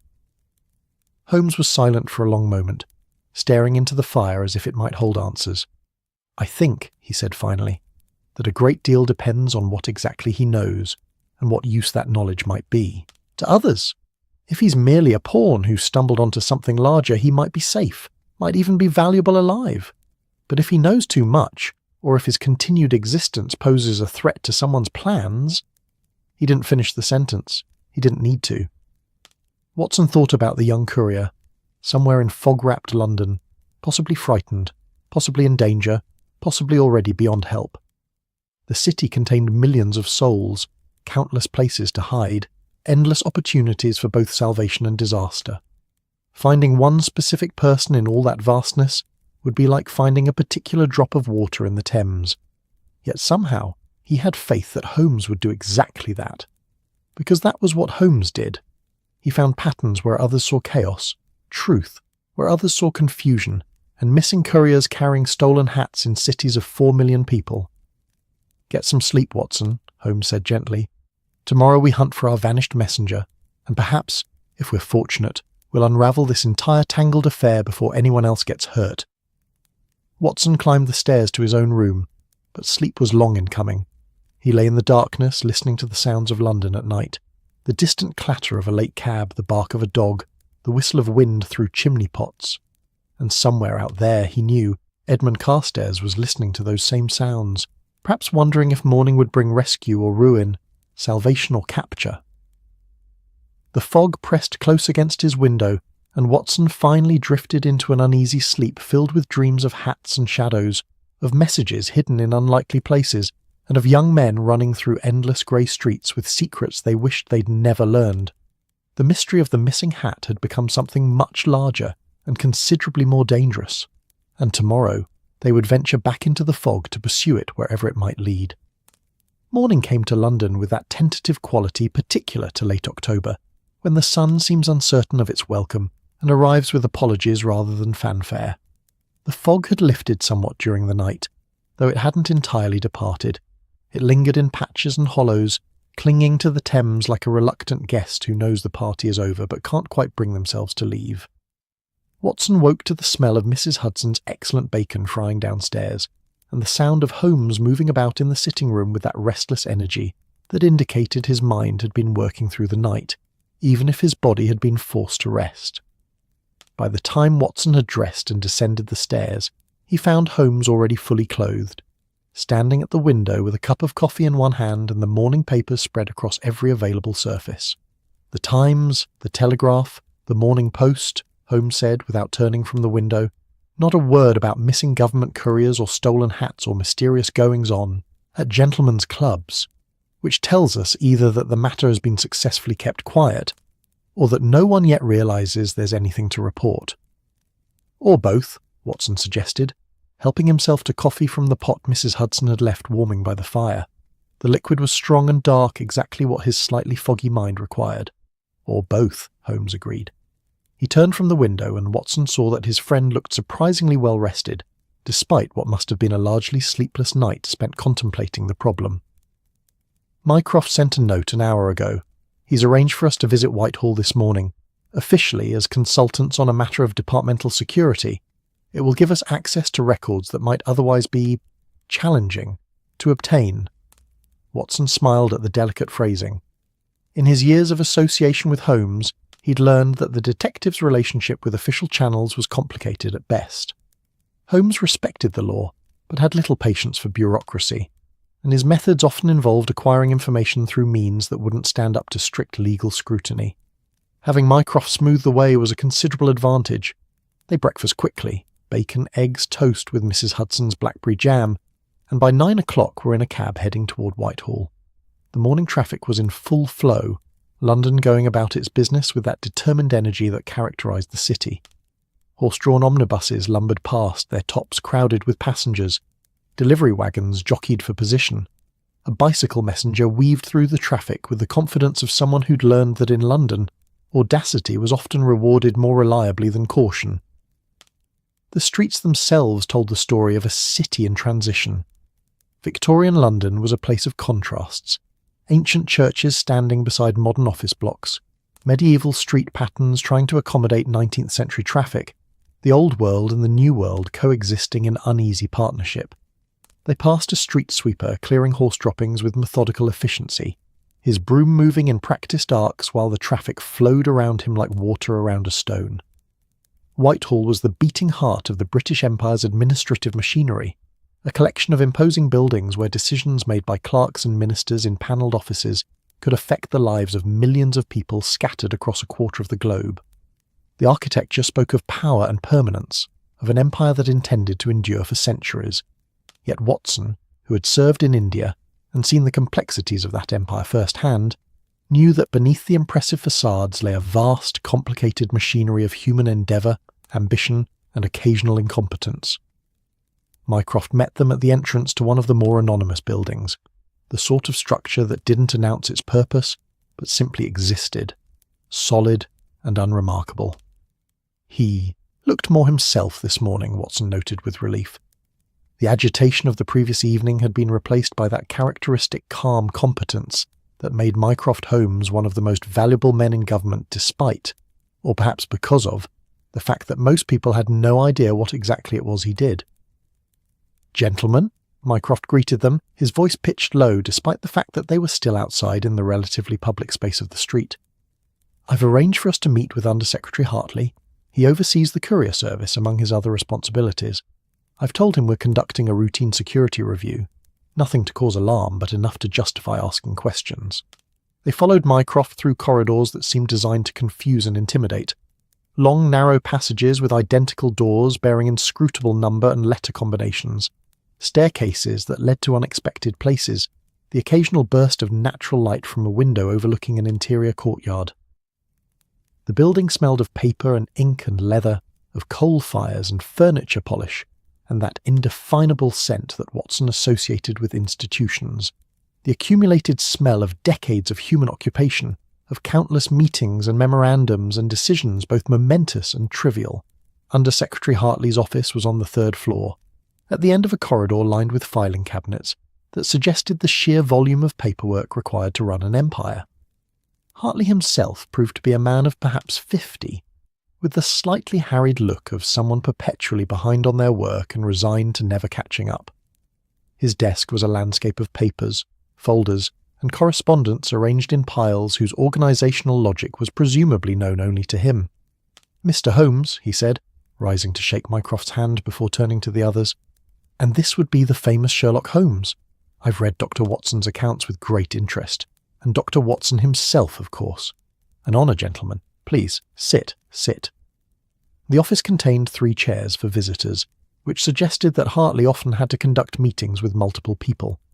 The collaborative nature of government work made manifest in furniture arrangements.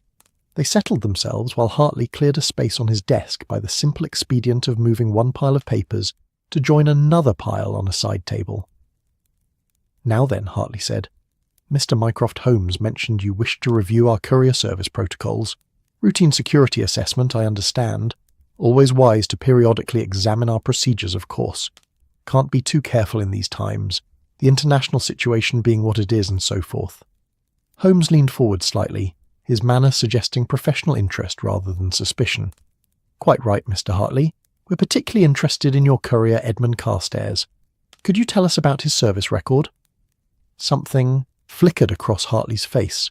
Not quite alarm, but recognition that this question was more specific than a general security review would warrant.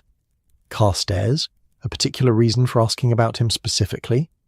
"He's been handling some sensitive deliveries," Mycroft said smoothly. "Regular contact with certain high-level officials. Just want to ensure proper protocols are being followed." Hartley nodded, apparently satisfied with this explanation, and reached for one of the more organised piles on his desk. Evidently his filing system, chaotic as it appeared, was navigable to its creator. He extracted a folder and opened it, scanning the contents. "Edmund Carstairs. I joined the service 3 years ago, aged 23 at the time. Previous employment as a clerk in a solicitor's office, Lincoln's Inn, respectable firm. References were excellent. Bonded, naturally, all our couriers are. Background check found nothing of concern. Father deceased, mother living in Kent on a small pension. No debts, no questionable associations, no political affiliations that would raise flags." "His performance?" Holmes asked. "Exemplary, for the most part. Punctual, reliable, discreet. The sort of young man who does his job without complaint and doesn't draw attention to himself." Hartley paused, and Watson noticed his expression shift slightly. "Though—" "Yes," Holmes prompted. "Well, there have been a few instances in recent months. Nothing serious, you understand, but irregularities. Deliveries that took longer than expected. A few occasions where he seemed distracted, not quite himself. I spoke with him about it. 6 weeks ago perhaps. Asked if everything was all right, whether he was having any personal difficulties." "And what did he say?" Hartley frowned, trying to recall. "He assured me everything was fine, said he'd been suffering from headaches and wasn't sleeping well, promised to be more attentive, and he was, for a time. But then—" He trailed off, consulting the folder again. "Then 3 days ago, Tuesday, he simply didn't report for work. No message, no explanation. Most unlike him, and he hasn't been seen since." The 3 visitors exchanged glances. 3 days matched Mrs. Pemberton's account of when Carstairs had last been at his lodgings. "Did you report his absence?" Mycroft asked. "Not officially, no. On the first day I assumed he was ill. Even reliable employees fall sick occasionally. On the second day I became concerned and sent someone to his lodgings, but the landlady said he hadn't returned. I was planning to file a formal report today, actually. Can't have couriers simply vanishing. Raises all sorts of questions about security." Holmes shifted in his chair. "Mr. Hartley, during the weeks when Carstairs seemed distracted, did you notice any change in his behaviour beyond the deliveries taking longer? Did he seem nervous? Frightened? Was he receiving unusual visitors or correspondence?" Hartley considered this, carefully. "Now that you mention it, yes. He did seem nervous, jumpy even. Several times I saw him looking over his shoulder as if he expected to see someone following him. I attributed it to the headaches and lack of sleep he mentioned. Such things can make one anxious. Did he handle any particularly sensitive deliveries during this period? All our deliveries are sensitive to some degree, Mr. Holmes. That's rather the point of using couriers rather than the regular post. But if you're asking whether he handled anything exceptionally delicate, Hartley consulted the folder again, flipping through pages. There were several diplomatic pouches from the Foreign Office, some Admiralty documents regarding naval contracts, routine interdepartmental correspondence marked confidential. Nothing that stands out as unusual, but any of it could be valuable to the wrong parties. The naval contracts, Mycroft said, and Watson heard a new note in his voice. Do you recall any specifics? Supply contracts, mostly. Coal, provisions, that sort of thing.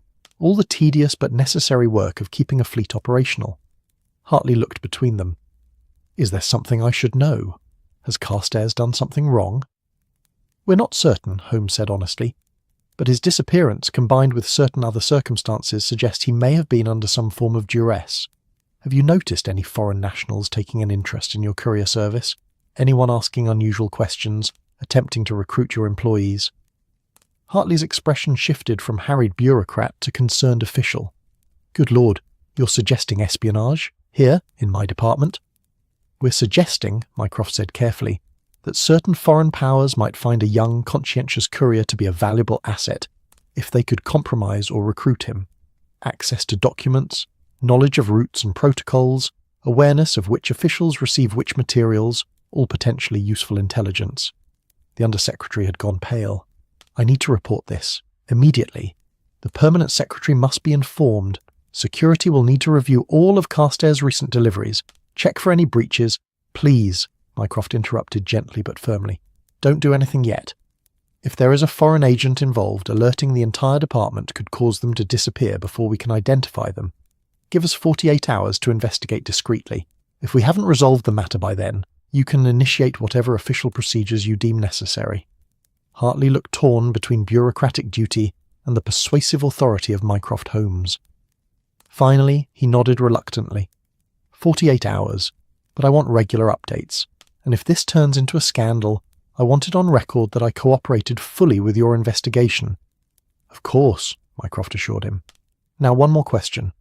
The deliveries Carstairs made this past Wednesday, the day before he disappeared. Do you have a record of his route? Hartley flipped through the folder once more and found the relevant page. Wednesday? Yes. He had 6 deliveries. Foreign Office pouch to Lord Cranbrook at the Diogenes Club. Admiralty documents to Captain Morrison at the Naval Office. Home Office correspondence to Sir James Whitmore at his residence in Belgravia. Treasury materials to Mr. Pemberton at Somerset House. And 2 interdepartmental deliveries here in Whitehall. Lord Cranbrook, Holmes repeated. He seems to feature prominently in this affair. What can you tell us about him? Lord Cranbrook, distinguished career in diplomatic service, currently serves on several advisory committees, retired from active duty but still consulted on matters of foreign policy. Impeccable reputation. I can't imagine he'd be involved in anything untoward. Nevertheless, Holmes said, we'd like to speak with him. Can you arrange an introduction? Hartley looked dubious. Lord Cranbrook is not a man who appreciates unexpected visits, but given the circumstances and given that Mr. Mycroft Holmes is making the request, he reached for a sheet of paper and began writing. I'll send a note to his residence in Mayfair. Can't guarantee he'll see you, but I'll frame it as a matter of government security. That should at least get you in the door. They spent another 20 minutes reviewing Carstairs' employment records, his delivery routes over the past 6 months, and any correspondence he might have sent to supervisors. It was tedious work, the sort of detail-oriented investigation that looked nothing like the dramatic chases and confrontations that Watson sometimes emphasized in his published accounts. Yet it was essential, the foundation upon which Holmes built his deductions. By the time they emerged back into the weak autumn sunlight, they had a clearer picture of Edmund Carstairs, a young man of modest background and good character who had, over the past several weeks, exhibited increasing signs of stress and fear. A man who handled sensitive documents daily and would know their value. A man who had now been missing for 3 days, carrying with him a hat that didn't belong to him, and possibly secrets that several nations might kill to obtain. Lord Cranbrook, Mycroft said as they stood on the pavement outside the building. I know him slightly. Good man, generally speaking. Can't see him involved in espionage, but he shrugged. I've been surprised before. People are endlessly capable of unexpected behaviour when the right pressure is applied. Or the right incentive offered, Holmes added.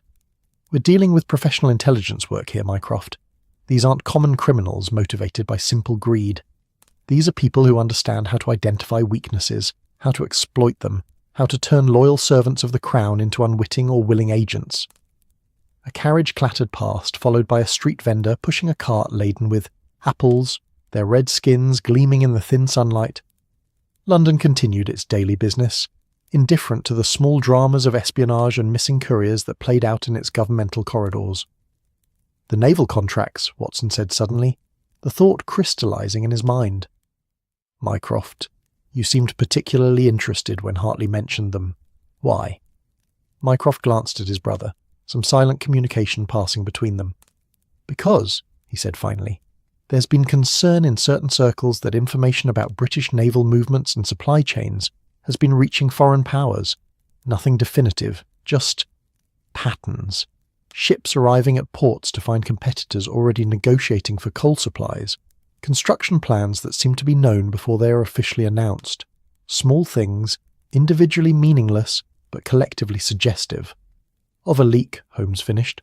Someone passing information about naval logistics to whoever's willing to pay for it. Precisely, and if young Carstairs was carrying documents about such contracts, and if someone had identified him as a potential source. Mycroft didn't need to finish the sentence. They stood in silence for a moment, 3 men on a London pavement contemplating the intricate web of international intelligence, where young couriers could become pawns in games they barely understood, where stolen hats could be vehicles for coded messages, where the mundane work of government administration could conceal treachery with the potential to affect the balance of power between nations. We need to find Carstairs, Holmes said finally, before someone else does, because I suspect that whoever orchestrated this affair won't leave loose ends untied, and a frightened courier who knows too much is a very dangerous loose end indeed. The safe houses, Mycroft said. I'll provide you with addresses. If he's gone to ground in one of them, we may yet find him alive and able to tell us who put him up to this. And if he's not in a safe house, Watson asked. Holmes' expression was grim. Then we expand the search. Because somewhere in this city of 4 million souls, Edmund Carstairs is hiding with a hat that could bring down a government official and expose an espionage network, and every hour that passes makes it more likely that the wrong people find him first. They hailed a cab, climbing in with that sense of urgency that had replaced the previous evening's more measured investigation. The game had changed. What had begun as a peculiar theft had become a race against time, with a young man's life hanging in the balance and international intrigue lurking in the shadows. As the cab pulled away from Whitehall, Watson looked back at the imposing buildings where the Empire's business was conducted. How many other secrets lurked behind those dignified facades?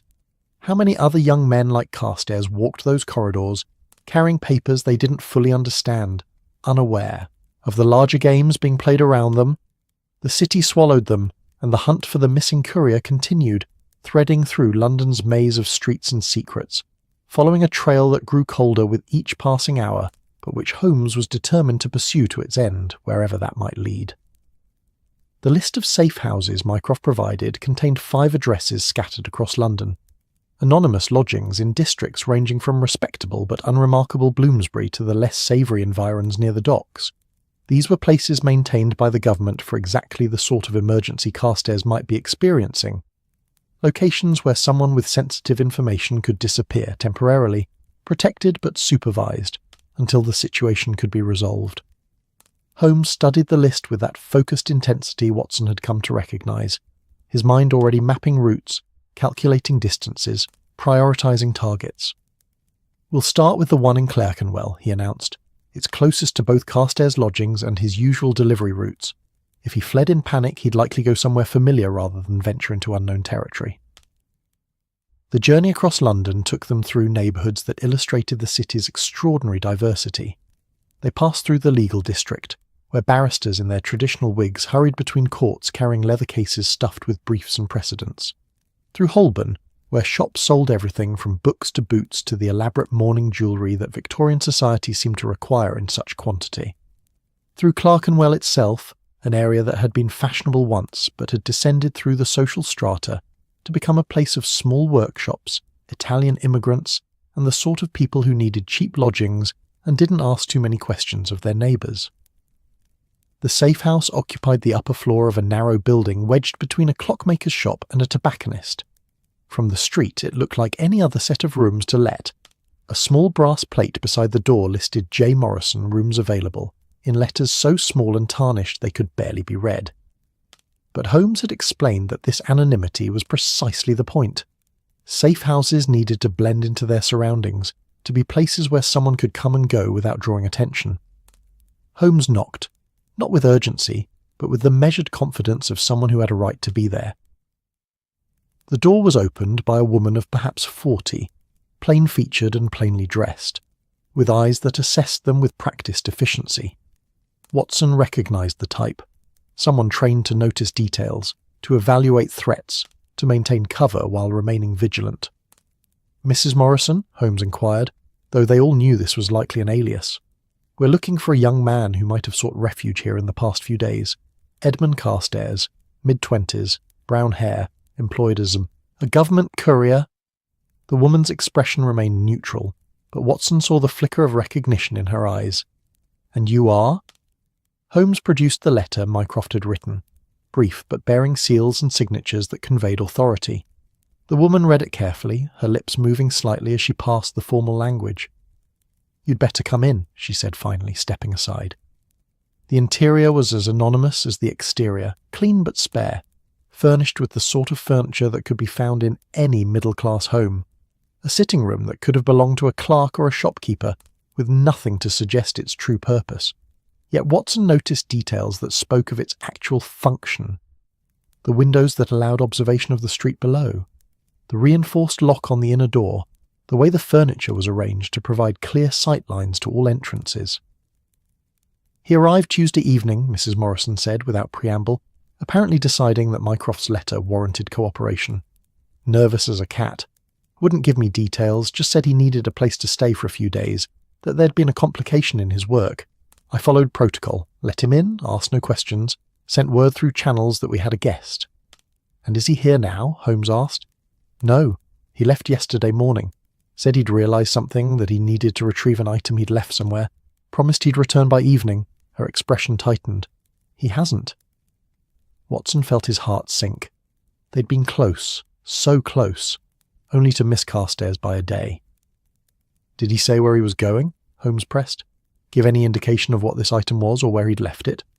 "No specifics, but he kept muttering something about fixing it and putting things right. He seemed less frightened than when he arrived.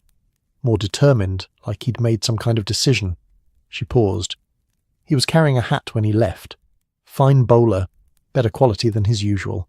I remember thinking it seemed odd. The hat didn't match the rest of his appearance." Holmes and Watson exchanged significant glances. Mycroft's hat. Carstairs still had it. "Did anyone else know he was here?" Holmes asked. "Did he receive any visitors or messages?" "No visitors. Protocol forbids it. But—" Mrs. Morrison hesitated.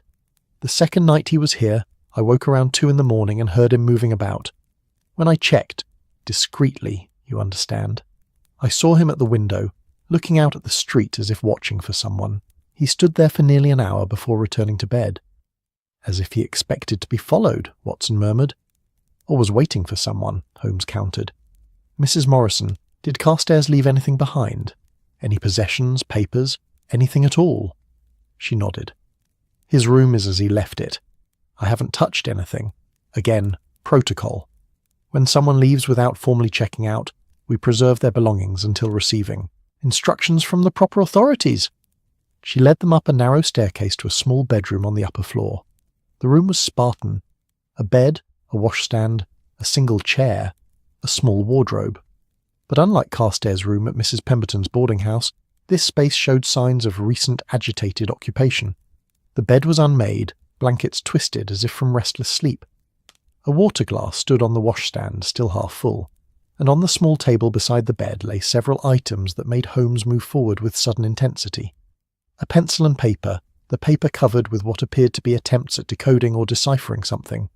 Letter combinations, crossed out and rewritten. Notes in the margins. Wax seal? And lining?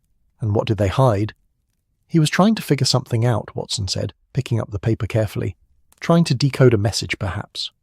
Holmes was already examining the other items on the table, a small pocket knife, its blade showing traces of dark fabric, a spool of thread, and most tellingly, several small pieces of black felt, cut carefully into irregular shapes. He took apart a hat, Holmes said, his voice carrying that note of excitement that came with a crucial breakthrough. Look, these are pieces of lining. He removed the lining from a hat, presumably to examine what was hidden beneath it. Watson felt the pieces clicking into place in his own mind. Mycroft's hat.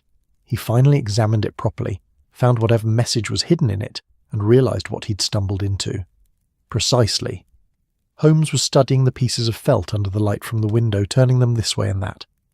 And here, he pointed to one larger piece, you can see where something was sewn into the lining. The stitching is different from the original construction.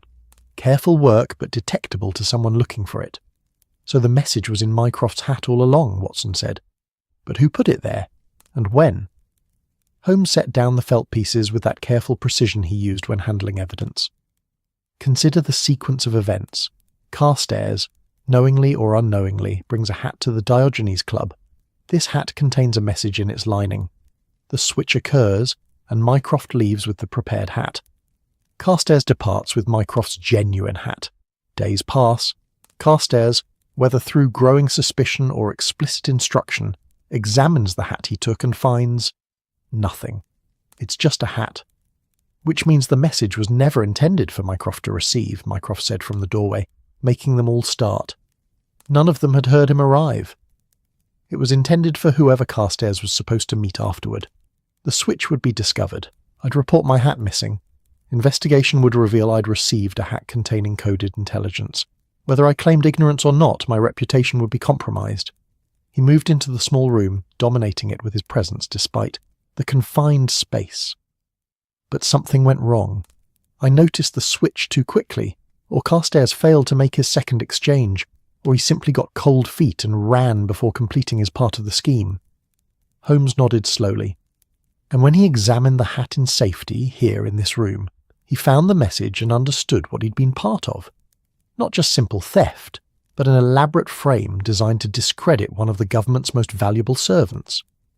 So, he decided to put things right, Watson said. That's what Mrs. Morrison heard him say. He was going to expose whoever had recruited or coerced him. Or return the evidence to the proper authorities, Holmes added. But to do that, he needed to retrieve the original hat, his own hat, which now presumably sits in the Diogenes Club's cloakroom, also containing a message. They all fell silent, contemplating this intricate dance of hats and messages, of frames within frames. Outside, the sounds of Clerkenwell continued. Hammers in workshops, voices calling in Italian and English, the rumble of cartwheels on cobblestones. Ordinary life proceeded while they stood in this anonymous room, passing the details of an espionage scheme. But if Carstairs left yesterday morning to retrieve his original hat, Watson said slowly, and he hasn't returned, then where is he? What's happened to him? That, Holmes said grimly, is the question that worries me most, because whoever orchestrated this scheme would have been watching for exactly such a move. They'd know that if Carstairs disappeared with Mycroft's hat, he might eventually work out what was happening. They'd be waiting for him to surface. Mycroft had moved to the window, looking down at the street below with that calculating expression both brothers shared when working through a problem. We need to return to the Diogenes Club. If Carstairs did attempt to retrieve his original hat, there'll be a record. Porter will remember. Unless Carstairs never made it there, Watson said quietly, unless someone intercepted him first. The afternoon light was beginning to take on that golden quality that came before evening, streaming through the window and illuminating the dust motes that danced in the air. The small room suddenly felt oppressive, as if the walls were closing in with the weight of all these secrets and schemes. Holmes gathered the pieces of felt carefully, wrapping them in his handkerchief. These may yet prove useful. Evidence of the message, even if the message itself is gone. He turned to Mrs. Morrison, who had been waiting patiently in the doorway. If Carstairs returns, when he returns, send word immediately to 221B Baker Street, and if anyone else comes asking about him, anyone at all, note their description and send word of that as well, she nodded. Her expression suggesting this was far from the first time she'd been given such instructions. The journey back to Pall Mall and the Diogenes Club took them through London, now in full late afternoon bustle. Office workers were beginning their homeward journeys, shops were experiencing their final rush of the day, street lamps were being lit one by one as the lamplighters made their rounds. The city was transforming itself from day to evening, that liminal time when anything seemed possible, and the fog was beginning to rise again from the Thames. Porter was at his usual station in the cloakroom, and his face showed relief when he saw them. "Mr. Mycroft Holmes, sir. I was hoping you'd return. Something peculiar happened yesterday morning." "Carstairs," Holmes said. It wasn't a question. "Yes, sir. The young courier. He arrived just after we opened, looking quite agitated. Asked if there was a black bowler hat left unclaimed from Wednesday. Said he'd made a mistake, took the wrong hat by accident, wanted to return it and collect his own." "And?" Holmes prompted when Porter paused. "I told him yes, we did have an unclaimed hat from that day, but before I could retrieve it he became even more agitated. Asked if anyone else had inquired about it, if anyone had examined it. I told him no, that it had remained locked in the cloakroom storage exactly as procedure requires for unclaimed items." "What did he do then?" Porter's expression was troubled. "He seemed relieved, sir. Said he'd return later with proper identification to claim it. But then, and this is the peculiar part, as he was leaving, a gentleman approached him on the steps outside. I saw them through the window. They spoke briefly, and Mr. Carstairs' whole demeanour changed. He looked terrified, sir. Absolutely terrified." Watson felt a chill that had nothing to do with the temperature. "Describe this gentleman." 50s, perhaps, well-dressed, military-bearing, grey hair, considerable moustache. Carried himself like someone accustomed to authority. They spoke for perhaps 2 minutes, then they walked away together, though I had the distinct impression Mr. Carstairs went with him reluctantly. Holmes and Mycroft were already moving toward the door, that synchronization of movement that came from shared understanding. "The hat," Holmes called back to Porter. "Carstairs' original hat. We need it. Now." Porter produced it from the storage area with commendable speed. A black bowler, similar to dozens of others, yet to Holmes's eyes clearly distinctive. The detective took it almost reverently, turning it slowly in the light from the gas lamps that had just been lit for the evening. "There," he said softly, his fingers finding something in the inner band. "Feel this, Watson. The stitching." Watson ran his fingers along where Holmes indicated and felt it.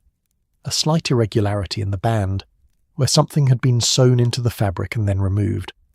The thread was different, the work careful but detectable to a searching hand. "The message was here," Holmes said, "in Carstairs' hat.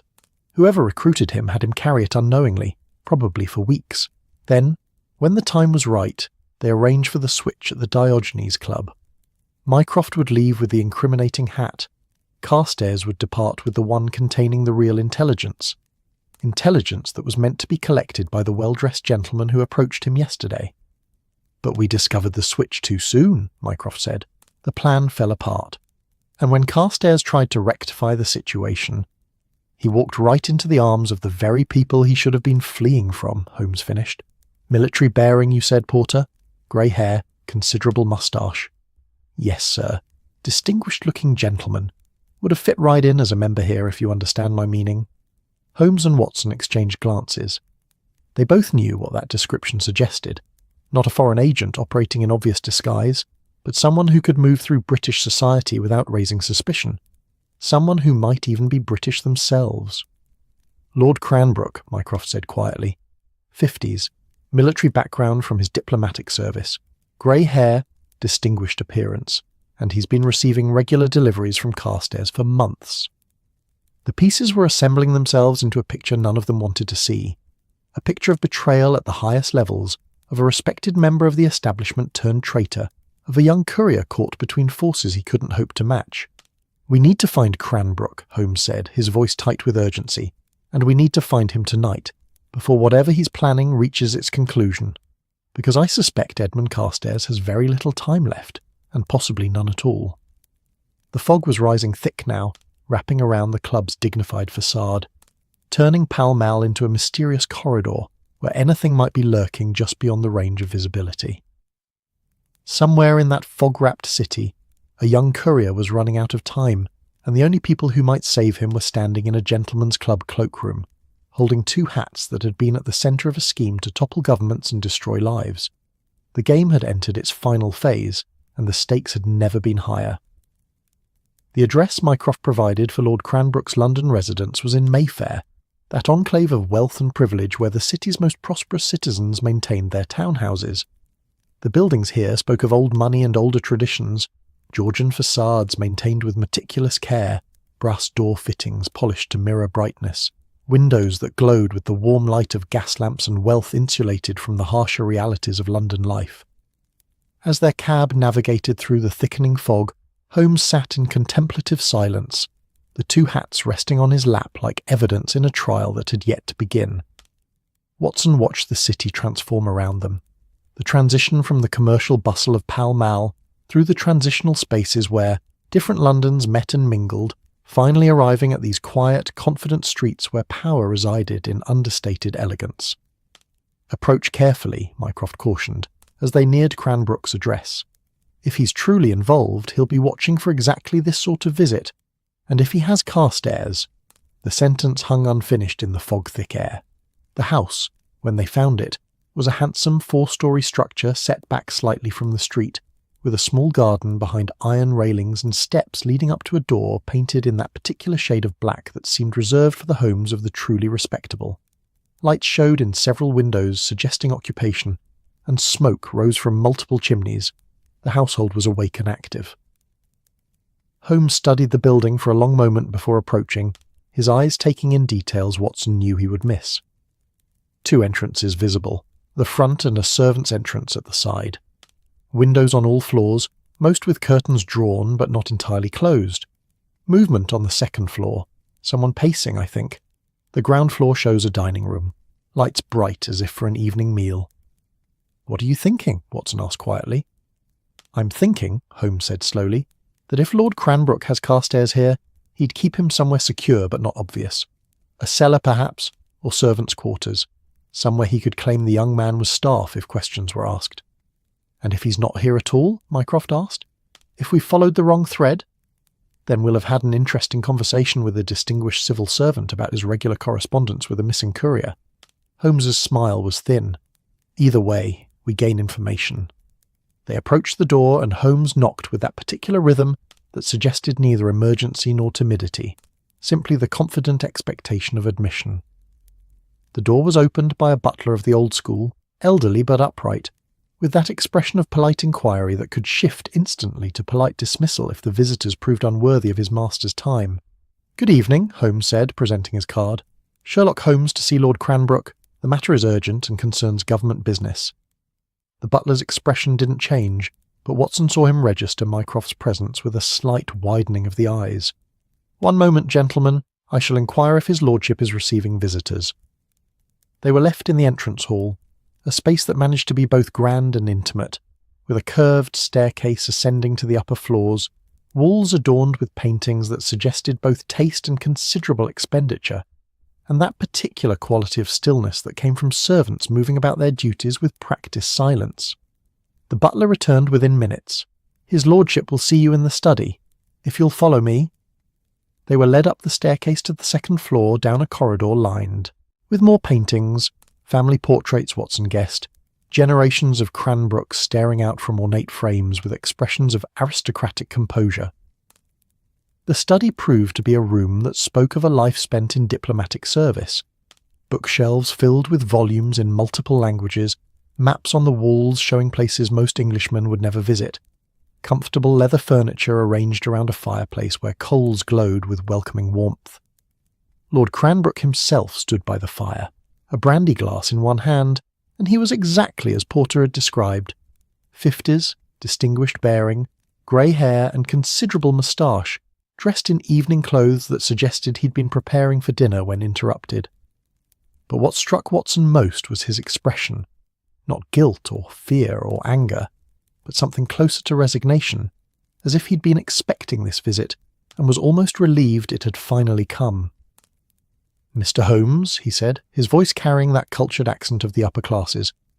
"And Mr. Mycroft Holmes, of course. I know you by reputation, sir. And Dr. Watson, whose accounts I've read with interest. Please, sit. Brandy?" There was something surreal about the offer, as if this were a social call rather than a confrontation about espionage and kidnapping. Yet Holmes accepted the hospitality with equal politeness, taking a seat and accepting a glass while his eyes continued to catalogue every detail of the room. "We're looking for Edmund Carstairs," Holmes said without preamble. "The courier who's been delivering your Foreign Office correspondence. I believe you encountered him yesterday morning outside the Diogenes Club." Cranbrook took a long sip of his brandy before responding. "Yes, I did." The admission hung in the air like smoke. Watson found himself gripping the arms of his chair, expecting violence or flight or some dramatic revelation.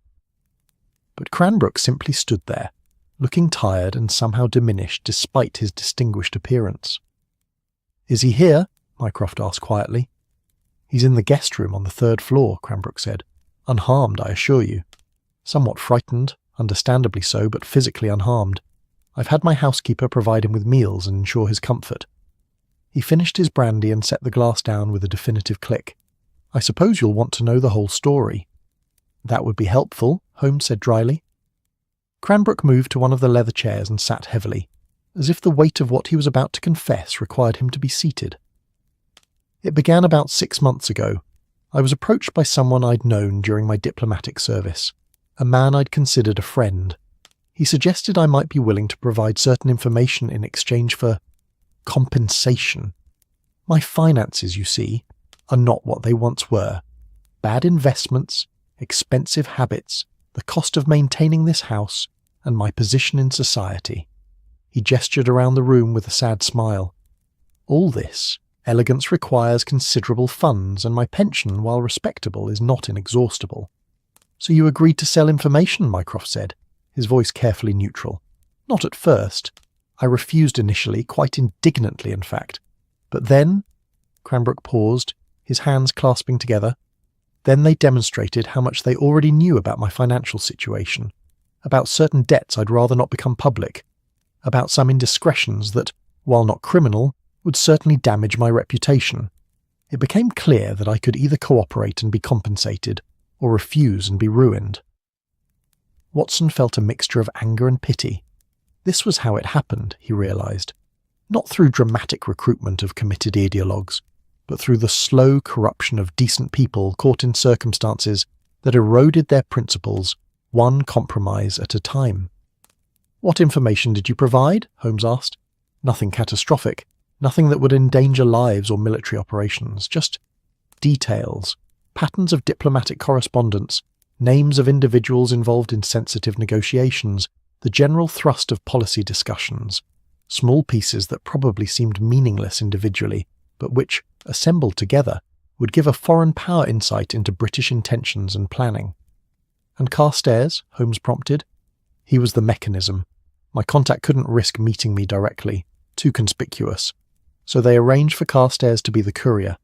Messages would be hidden in his hat, sewn into the lining, coded, invisible, unless you knew to look. Carstairs was completely innocent, I assure you. He had no idea what he was carrying. He was simply doing his job, delivering documents to me and others on his route." "Until the scheme with Mycroft's hat," Holmes said. Cranbrook nodded wearily. "That wasn't my idea. My contact insisted on it. They wanted to— insurance, they called it. If I ever tried to back out or confess, they'd have evidence that a high-ranking government official had been receiving coded intelligence. Mycroft would be compromised, I would be exposed, and everyone would be too concerned with the scandal to trace things back to the real architects of the scheme." "Elegant," Holmes murmured, though there was no admiration in his voice, and deeply vicious, but something went wrong. "Carstairs took the wrong hat," Cranbrook said. "Or rather, he took the right hat at the wrong time. The switch was supposed to be temporary. Mycroft would leave with the prepared hat, but it would be switched back before anyone noticed. The discovery of the message was meant to come later, after being planted somewhere more official. But Mycroft noticed immediately, and suddenly the whole plan was falling apart." "And when Carstairs came to the Diogenes Club yesterday morning," Watson asked, "he'd worked it out, examined the hat, found evidence of the message, understood he'd been used. He was going to go to the authorities, expose the entire network. I couldn't let that happen, not for my sake, but because—" Cranbrook's voice dropped to barely above a whisper. "Because my contact made it clear that if the scheme was exposed, my family would suffer.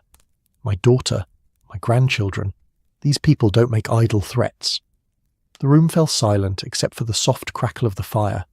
Outside, the fog pressed against the windows, and somewhere in the house below, someone was playing piano, a melancholy nocturne that seemed to underscore the sadness of the moment. "So you brought him here," Holmes said. "To keep him quiet while you worked out what to do. To keep him safe, actually. My contact wanted him eliminated. Removed from the equation," they phrased it. "I convinced them I could handle it quietly without violence, that I'd secure his silence through persuasion or payment."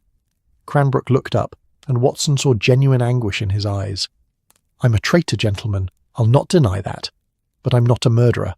I couldn't let them kill that boy for the crime of doing his job competently." Mycroft had been silent through this confession, his expression unreadable. Now he spoke, his voice carrying that weight of authority that came from his position at the heart of government. "Who is your contact? Who orchestrated this network?" Cranbrook smiled sadly. "I don't know. Truly, I don't. I've never met them face to face. All communication comes through intermediaries, coded messages, anonymous meetings in public places. That's how they maintain security. None of us knows enough to expose the whole operation." "But you could identify the intermediaries," Holmes pressed. "The people who collected the information, who provided the coded hats, who conveyed the threats." Yes, I could do that." Holmes and Mycroft exchanged one of their meaningful glances. Watson could almost see the calculation happening between them, weighing the value of Cranbrook's cooperation against the severity of his crimes, balancing justice against pragmatism, considering what outcome would best serve the nation's interests. "Here's what's going to happen," Mycroft said finally. "You're going to provide us with every detail of this network you possess. Names, meeting places, methods of communication, everything. You're going to help us identify and apprehend these intermediaries. In exchange, we'll consider the mitigating circumstances, your cooperation, your protection of Carstairs, the coercion you experienced." "You'll go quietly into retirement," Holmes added. "Abroad, preferably. Your reputation will remain intact, your family protected. But your days in British society, your access to sensitive information, your comfortable life here, all of that ends tonight." Cranbrook's eyes glistened, but he nodded. "I understand. It's more than I deserve, honestly. I'll tell you everything I know." "And Carstairs," Watson said, feeling someone should speak for the young courier who'd been caught up in all this through no fault of his own. "What happened to him?" "He returns to his life," Mycroft said, "with the understanding that what he's learned is covered by the Official Secrets Act and must never be discussed. He'll be reassigned to different duties, somewhere his skills can be used without placing him in proximity to sensitive diplomatic communications, and he'll be watched discreetly to ensure he keeps that silence." Holmes stood, setting down his barely touched brandy. "Show us Carstairs. We'll need to speak with him, ensure he understands the situation." They followed Cranbrook up another flight of stairs to the third floor, where the servants' quarters would typically be located. He knocked gently on one of the doors. "Mr. Carstairs, it's Lord Cranbrook. There are some gentlemen here to see you. You're quite safe now." The door opened cautiously to reveal a young man who matched all the descriptions they'd gathered. Mid-20s, brown hair, respectable appearance, but with eyes that showed the strain of the past several days. When he saw the three visitors, his expression shifted through confusion to hope for relief in rapid succession. "Mr. Mycroft Holmes?" he asked, his voice uncertain. "Among others," Mycroft confirmed gently. "You've had quite an adventure, Mr. Carstairs.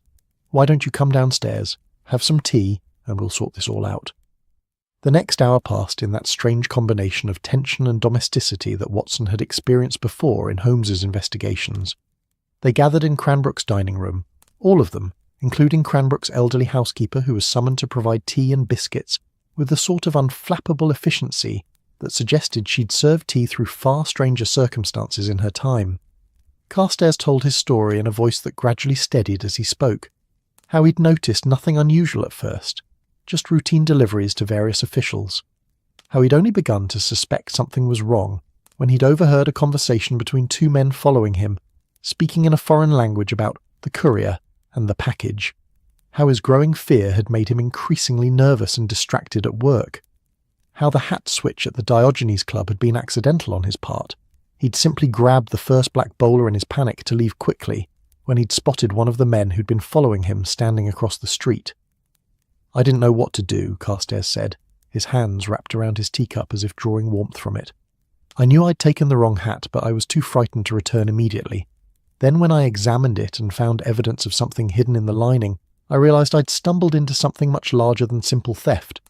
I went to the safe house, tried to work out what to do, and finally decided I had to return the hat and report everything officially. Which is when Lord Cranbrook intercepted you, Holmes said. Yes. He told me I was in danger, that there were people looking for me who wouldn't hesitate to kill me to keep their scheme secret. He said he could protect me if I came with him. I didn't know if I should trust him, but... Carstairs shrugged helplessly. I was terrified, and he seemed genuinely concerned for my safety. He was, Mycroft said, glancing at Cranbrook, who sat at the far end of the table, looking diminished and defeated. In his way, he was trying to protect you, though his motives were complicated by his own involvement in the affair. They spent another hour working through details, Cranbrook providing names and descriptions of his contacts, Carstairs corroborating details about his deliveries and the pattern of being followed. Holmes took meticulous notes, his mind already organising the information into actionable intelligence. Mycroft occasionally interjected questions with that incisive precision that demonstrated why he was so valuable to the government. By the time they finally prepared to leave, full darkness had settled over London, and the fog had achieved that thickness where the city became a collection of isolated pools of gaslight separated by gulfs of grey uncertainty. Cranbrook had been placed under informal house arrest. One of Mycroft's people would arrive within the hour to ensure he didn't attempt to flee or warn his contacts. Carstairs would return to Baker Street with them, where he'd stay until arrangements could be made for his protection and eventual reassignment. As they emerged into the fog-wrapped street, Carstairs carrying both hats, the physical evidence of the scheme that had nearly destroyed multiple lives, Watson found himself thinking about the strange journey these objects had taken. From innocent accessories to vehicles for espionage to evidence of treachery, they'd been at the centre of a drama that illustrated both the complexity of international intelligence work and the human cost of such games. The cab ride back to Baker Street passed in relative silence, each man absorbed in his own thoughts. Carstairs stared out the window at the fog, occasionally touching the hats, as if to reassure himself they were real. Mycroft sat with that distant expression that suggested his mind was already moving ahead to the next steps, the arrests to be made, the network to be dismantled, the diplomatic complications to be managed. Holmes, Watson noticed, seemed almost disappointed that the case had resolved itself through confession and negotiation rather than dramatic confrontation. Yet there was satisfaction too in his expression, the satisfaction of a puzzle solved, even if the solution had been more mundane than the elaborate scenarios his mind had been constructing. By the time they reached Baker Street, the hour had grown late enough that the street itself seemed to be settling into sleep. A few windows still showed lights, but most of the houses were dark, their occupants already surrendered to dreams or rest or whatever private dramas played out behind closed curtains. Mrs. Hudson had maintained her vigil, keeping the fire burning and leaving cold supper, ready for however many hungry investigators might return. She took one look at Carstairs, young, exhausted, obviously in need of care, and immediately adopted that maternal efficiency that made her such an invaluable part of the household. "The poor lamb," she declared, ushering him toward the warmth of the fire. "You look half-starved and entirely worn out.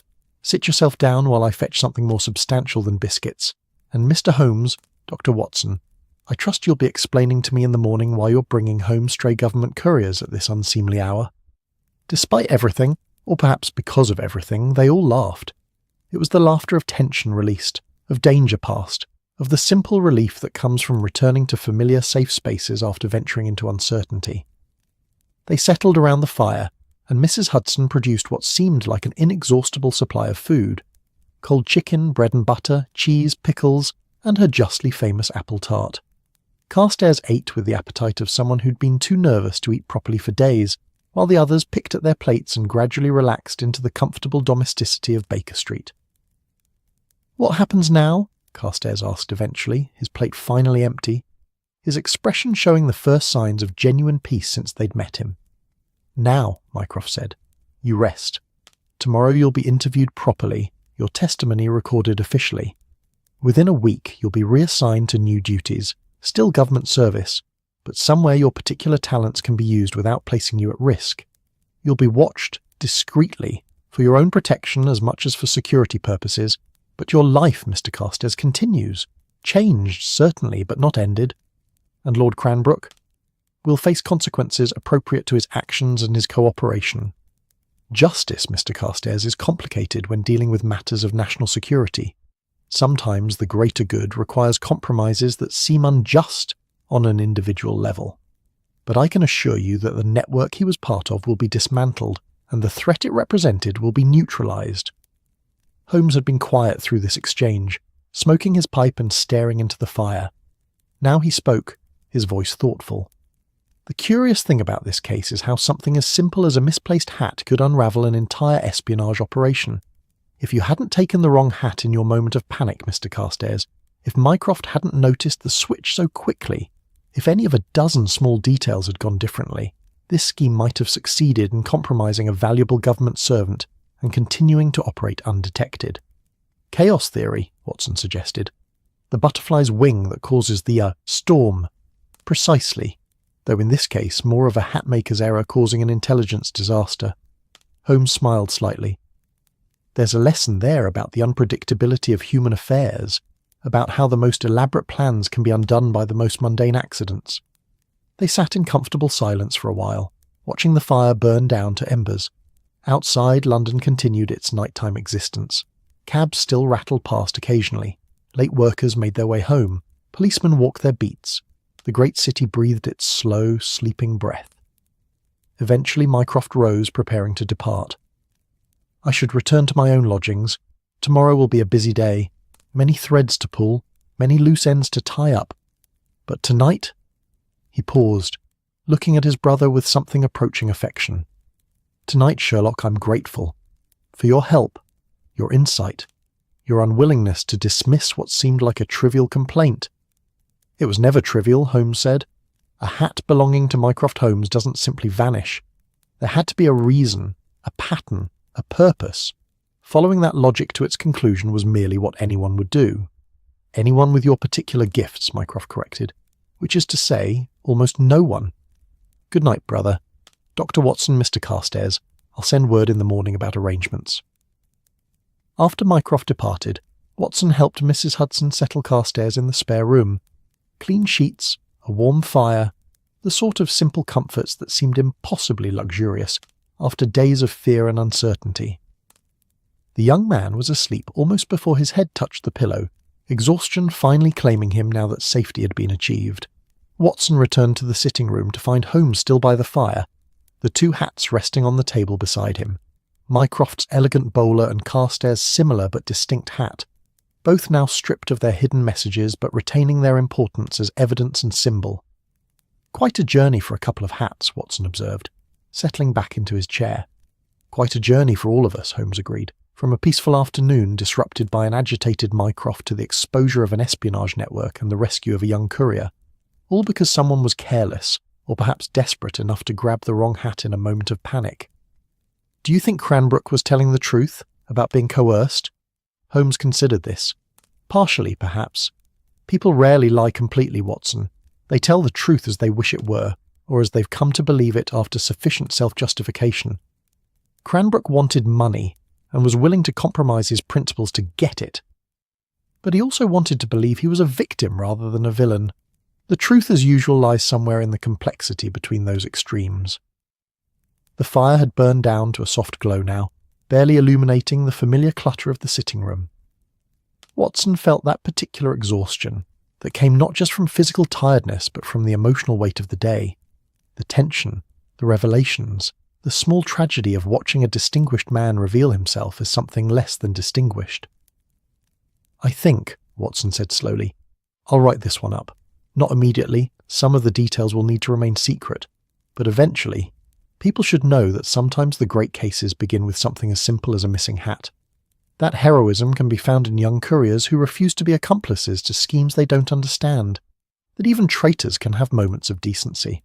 Write it, Holmes encouraged, though perhaps you might add more emphasis to the deductive reasoning and less to the philosophical musings. The public does enjoy a good bit of logical demonstration, Watson smiled. I'll try to balance both, give them the deduction they expect and the humanity they need. They sat in companionable silence as the last embers faded, and the room grew darker. Outside, the fog finally began to lift, dispersed by a wind from the river. Tomorrow would bring new complications, new work, new challenges, but tonight, in this moment, there was only the quiet satisfaction of a case concluded, a young man saved, a network exposed, and the simple pleasure of being home, safe, in the familiar comfort of Baker Street. The two hats sat on the table, silent witnesses to their own strange adventure. They would be catalogued, filed away as evidence, eventually forgotten by everyone except those few who had been touched by their journey. But for now, they rested in the gathering darkness, their tale told, their purpose served, their mystery finally and completely resolved. And somewhere in the spare room, Edmund Carstairs slept peacefully for the first time in weeks, dreaming perhaps of simpler days to come, of carrying documents that contained only what they appeared to contain, of hats that were simply hats and nothing more. The mystery of the missing hat had been solved, its secrets revealed, its players accounted for. And London, that vast, fog-wrapped, endlessly complicated city, continued its eternal existence, indifferent to the small dramas that played out in its streets and homes, eternal guardians of millions of stories, some told and many more never to be known. Peace settled over Baker Street like a gentle blanket, and the long, strange case of Mycroft's missing bowler came at last to its quiet, satisfying end. That's our story for tonight. Maybe you're drifting off in the midnight hush of Stockholm, the warm glow of Cape Town, the gentle night rhythm of Bangkok, or the quiet seaside calm of Sydney. If this moment brought you ease, like the episode and subscribe for more peaceful nights ahead. Let the world fade softly, let your breath slow, let your dreams find their own path.